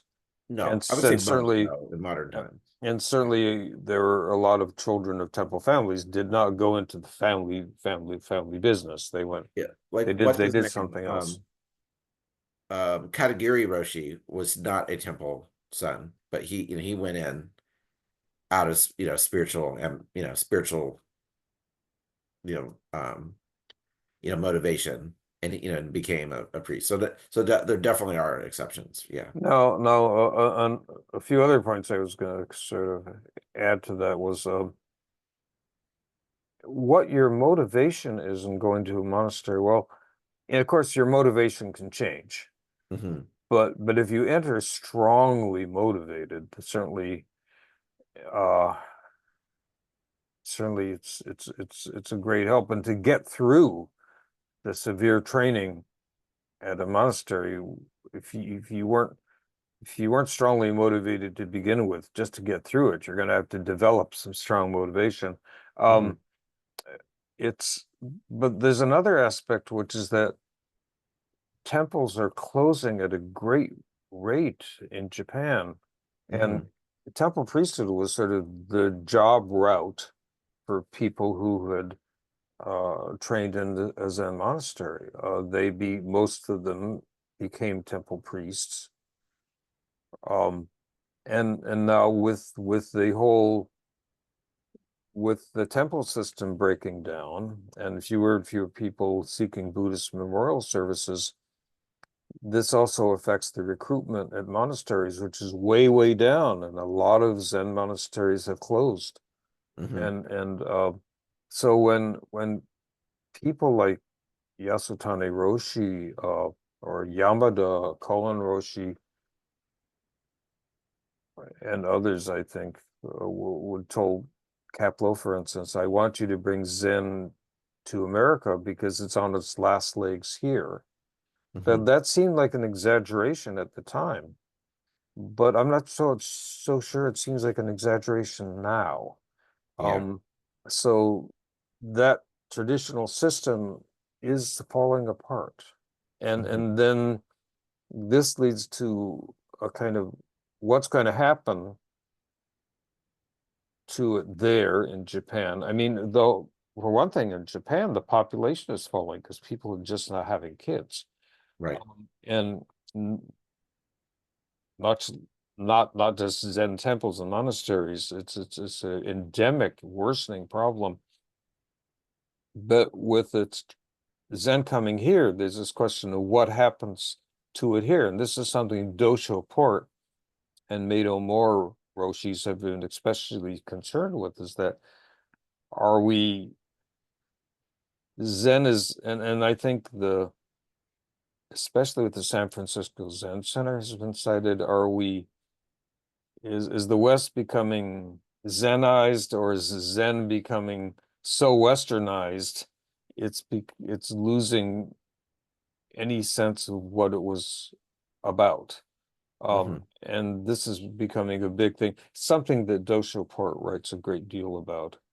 Yeah, and I think in parallel to that, it's not just becoming westernized; it's becoming laicized. Yes, Yeah, laicized and that and might, in my opinion, that might be a bigger variable than the westernization of it, because there are people like Maynard Moore who are super traditional in the West, but it's more, Zen is being adapted for, householders with families and two incomes in order to survive, necessary to survive, and well, yeah, I don't think that's a bad thing. I mean, yeah, I don't either. Yeah. Yasutani Roshi's group is what's called the Sambo Kyodan, and they changed their name to Sambo Zen. That was intentionally a lay group of practitioners. That's a lay sect. The Order of the Three Treasures. In in the West, Zen is primarily a lay practice. Right. I think looking at Rafe specifically teaches a kind of way of a practice for people who are not ordained. Hmm.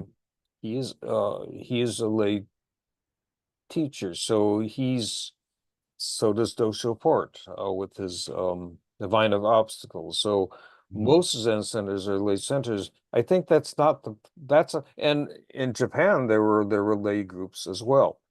And what I think what main people are mainly concerned with is not the sort of the lay versus ordained, is that how in some places Zen is just becoming a kind of a certain type of political posture. It's losing its, how can I say this? Uh, it's becoming a kind of I don't know how to say without offending people. It's losing its religious uh aspect and becoming just a sort of a set of political actions and attitudes. And this is having people very worried. And in a way, this whole this ritual and chanting kind of ties into this.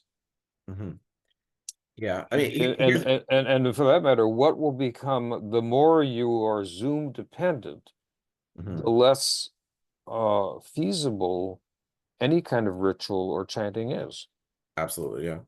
I mean, as far as the larger socio, you know, aspect of it, here's my opinion. So Buddhism is always, from day one, has always had a symbiotic dichotomy between those kind of after awakening and then the supporters who support those practitioners for a kind of reciprocal symbiotic benefits of their own, and That's sort of the traditional Japanese model. well, not just I mean, And back it's to India. it's not just Japanese Yeah, either. back to India. So there's always been that, and um, in the benefits. So the Japanese word for the congregation around a temple is danka, right? So we'll call it the congregation.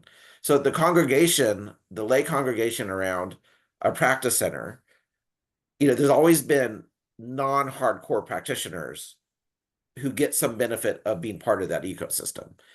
And in China, it was, merit. It was, and China has a strong folk tradition, folk religion tradition that was tied to Buddhism, where people would come and pray at the temples just for, like, my son's getting married. I wanted them to have a son. I'm gonna go pray at the temple, right? There's a lot of that kind of stuff.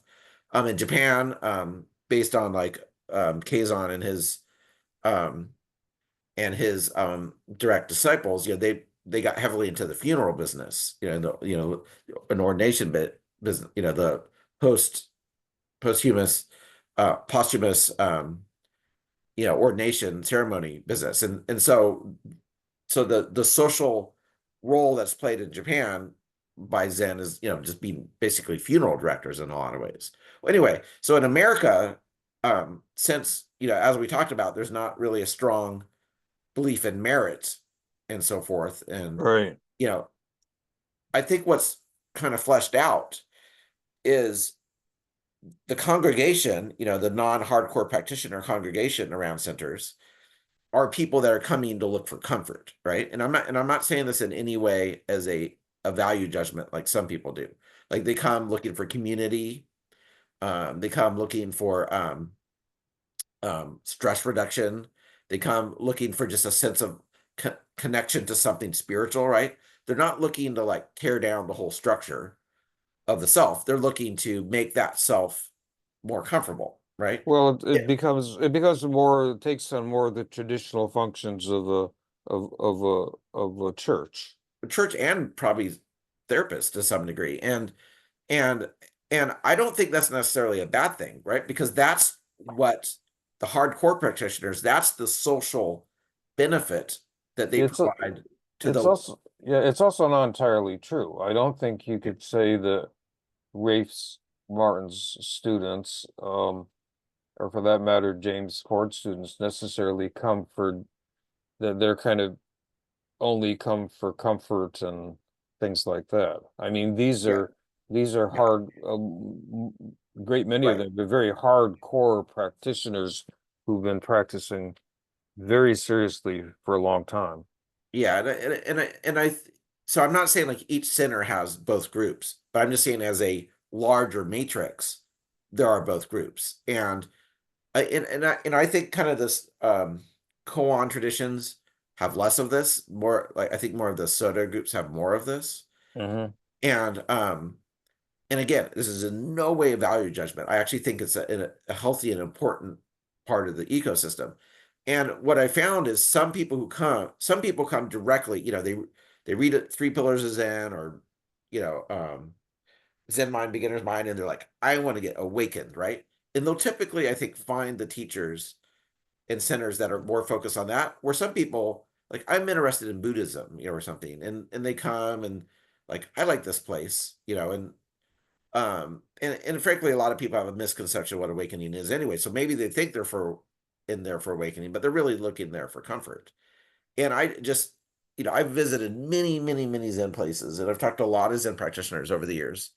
And I would say the majority of people that are kind of involved in the Zen ecosystem, they come in, they sit once a week, at the Saturday thing, they enjoy the Dharma talk, they feel a sense of community, and I think that's fine. I don't think that's a problem at all. But I think that's the role that Zen can provide to the greater community, because for Zen to survive, there kind of does need to be, I think, some societal benefit beyond what just the hardcore practitioners are aiming for. Yeah, That's just yeah. my So, opinion. And not and and not and the everyone, lots of people disagree with me when I've discussed this, but that's just my opinion, well, also the in Japan, the hardcore practitioners, the monasteries are supported by the lay community. That's the Right, traditional model.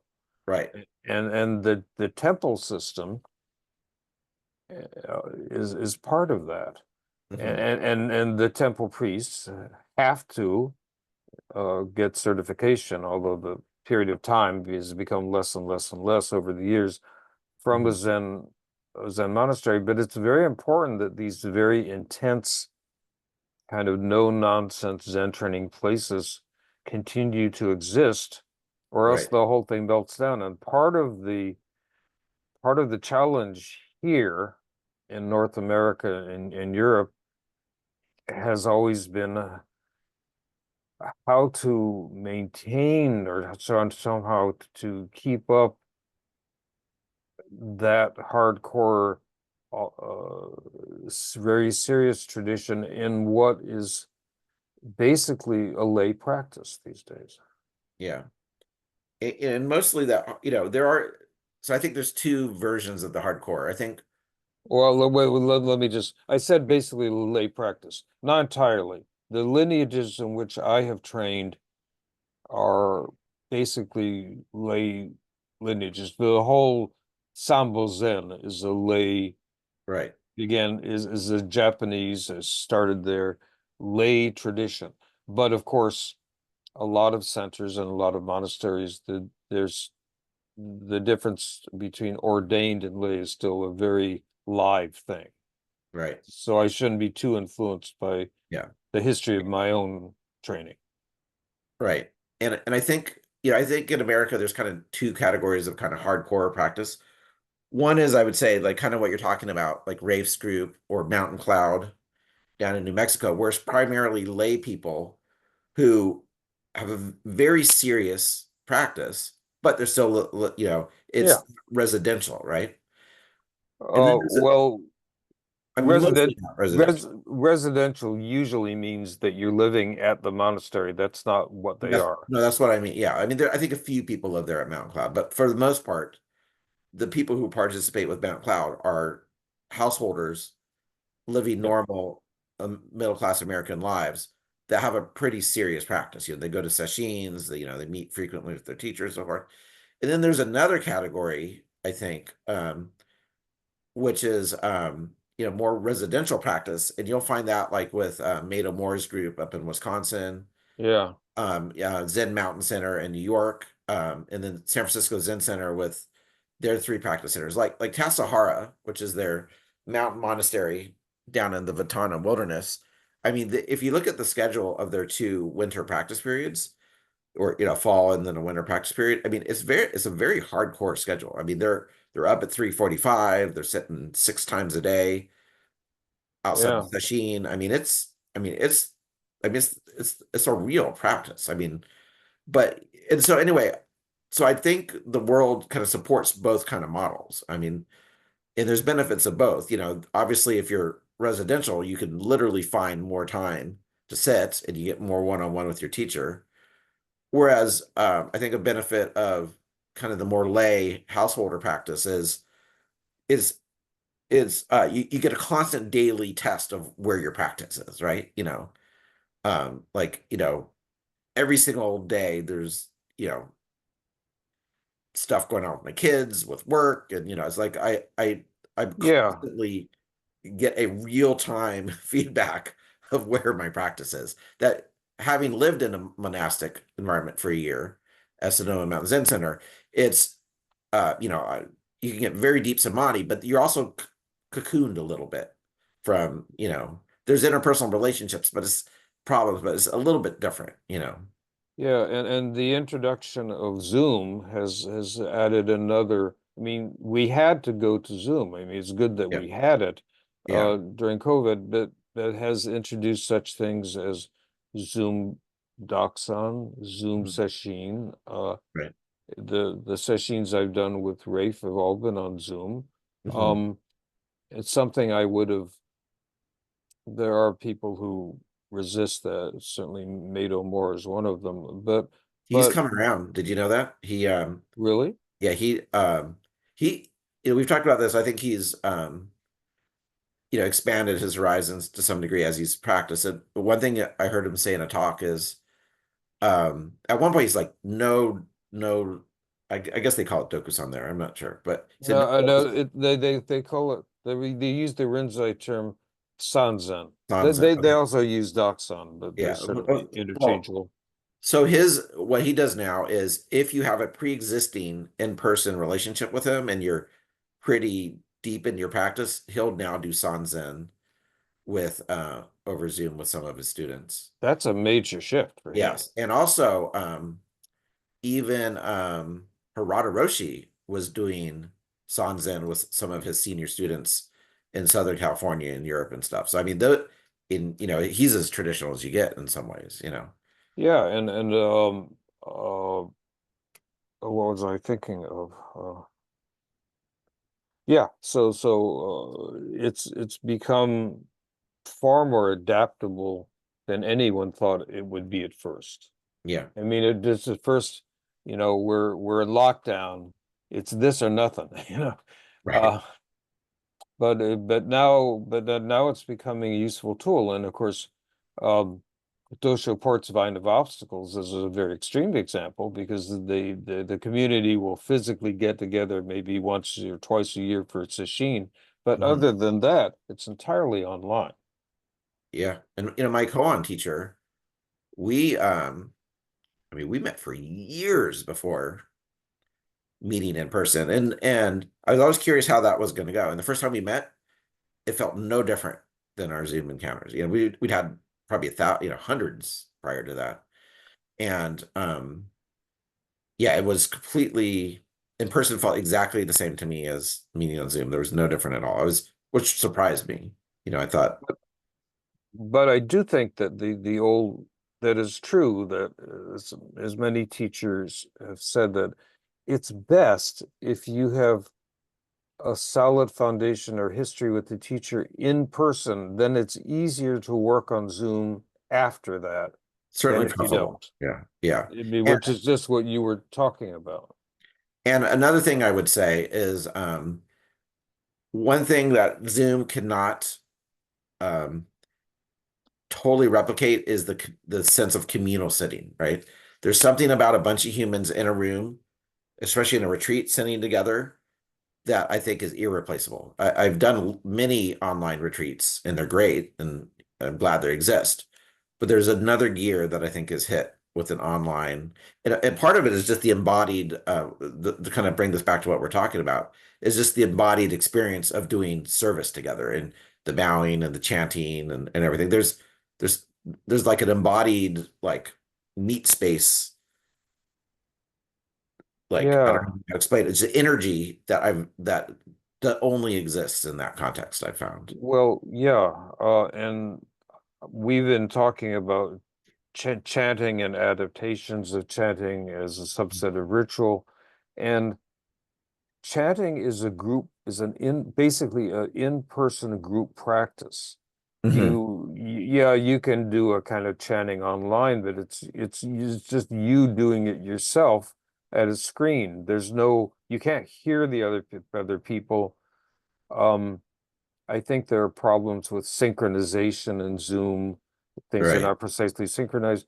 And how Zen ritual or Zen chanting or Zen ceremony, they're all aspects of the same thing. They really do require uh, a kind of in-person practice. Hmm. And what's going to happen to them is if and as practice becomes less and less in person, is a big question mark. Yeah. I mean, and I think what I would do is, let's say you're an online teacher and you have students all over the place. What I think is a good model probably is your senior students, they start local sitting groups, where they're sitting locally in like community centers or um, Unitarian churches or living rooms, where so you still have the benefit of being able to find a teacher anywhere in the world, but you also have the benefit of a local, like, Well, sitting group. that's the traditional way. I mean, every kind of major Zen center, like the Rochester Zen Center, San Francisco Zen Center, Mhm. Korinji, etc., has as in course of time developed affiliate groups run by senior students who may or not become full-fledged Dharma heirs in their own right. So that's Mhm. the traditional way things have worked in America. Uh, Yeah. yeah, And I think can continue to work even as a partial shift to online relationships, you know. maybe. Yeah. Yeah. So as far as chanting goes, that's sort of all I have to say. Okay. Yeah. And and so I guess to kind of sum things up, yeah, how I would sum it up, and I'd like to hear your thoughts, is, which might be a surprise to people whose relationship to Zen is mostly through reading books or online groups. The chanting and service in general is a pretty big important part of Zen, of real actual, where the rubber meets the road, Zen practice. It's Maybe not as much as Zazen, but certainly very important. And the yeah, yeah, the ritual aspect has been a part of Zen or Chan practice as far back as you can go. yeah, It's pretty integral. yeah, definitely. Well, I really appreciate seeing all the examples. So But if but but but but oh, if I can add one thing, but what yeah, will happen to it is I just wonder what will happen to it because um given to start with this sort of Protestant influenced American, especially American, it's not just the United States, skepticism about ritual and about merit, etc., mhm, in addition to the kind of shift towards a more online based mode, uh, I I will be interesting to see what's going to happen to the ritual and the chanting aspect of Zen practice. yeah, it is interesting. Yeah, I guess I'll end with one little anecdote or anecdotal experience. So there's three. So I'm actually on the board of directors of a local organization called the Sacramento Dharma Center, and there's three member sanghas within the Dharma Center. Um, One is a Zen group, it's called Valley Streams. Another is an insight meditation group, and another is like kind of a peer-led, non-denominational Buddhist group, and they just have lots of different teachers come and talk and um, um, give retreats. And of the three, and the only of the three that do any sort of chanting or ritual at all is Valley Streams, the Zen group, which, every single sitting, there's bowing, there's chanting, there's, bells, makugios, and all that kind of stuff. Well, actually, some services don't have makugio, but there's forms. You bow to your cushion. You put your hands in place at different times, and of the three sanghas, the one that gets the most visitors is the most westernized, and that's the Insight Meditation group. Huh. Yeah, and by far the least populated is the Zen one with all the traditional. So it's kind of interesting that you know though the Zen group is smaller, it has a really tight group. Yeah, there's something about being embodied together, and more of a bigger percentage of people come in person, whereas the bigger groups, they get more kind of casual people coming in and out, and so it's just interesting how I don't even know if I have a point here. It's just interesting anecdotal observation how the different groups, and interestingly, Valley Streams at a kind of organizational level is a religious nonprofit, where the Inside Meditation Group is an educational nonprofit. They don't even consider themselves a religion, Huh. you know. Well, that's kind of interesting, because that's a sort of example of how something is sort of losing its individual idiosyncratic religious practice aspect and becoming something far more vague in general. Yeah. And that's a real danger. That's one thing about koan practice, is that it's very concrete. I mean, you have to respond to something in a very definite way. Mhm. You can't just sort of take refuge in the vacuous clouds. I mean, you can, but you'll just hear the ring of the bell, and that will be that for that dachshund. Yeah. And I really like the aspect of it being relational, right? It's something you're doing with another person in a very intimate way. The kind of warm hand to warm hand. Yeah, yeah. Whereas certainly other religious groups have, I mean, others Buddhist groups have teachers, but I don't think you get the intense intimacy of relationship as much in, like, say, an insight meditation group as you would with a Zen group that has frequent private meetings. Yeah, it's very relational. It's also, yeah, I find it, we were talking earlier about the difference in sort of Rafe Martin's and James Ford's, Mhm. not approach so much, but the way their personalities uh Mhm. in Daksan. And I've always found it fascinating that, in your Simplicity Zen interview with Ruben Habito, Mhm.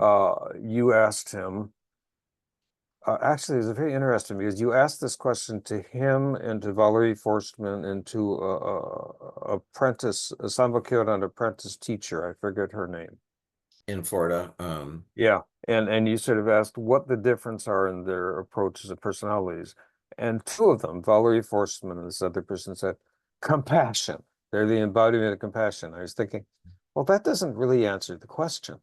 But Mhm. Ruben was very specific. And he said, Yasutani had this approach in Daksan and this kind of personality, and Yamada was quite different. He would do this, and you really got a sense, even though one is the successor of the other, of how different they were in Daksan, and how Mhm. different the strategies and the sort of things they would accept. For instance, Yasutani was always very skeptical about Christian clergy.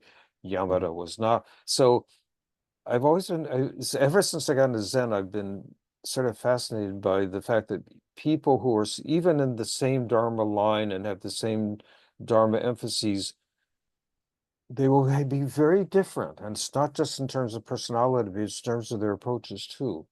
Mhm. So I just find that kind of intriguing and fascinating. If you work with different teachers, this becomes so apparent.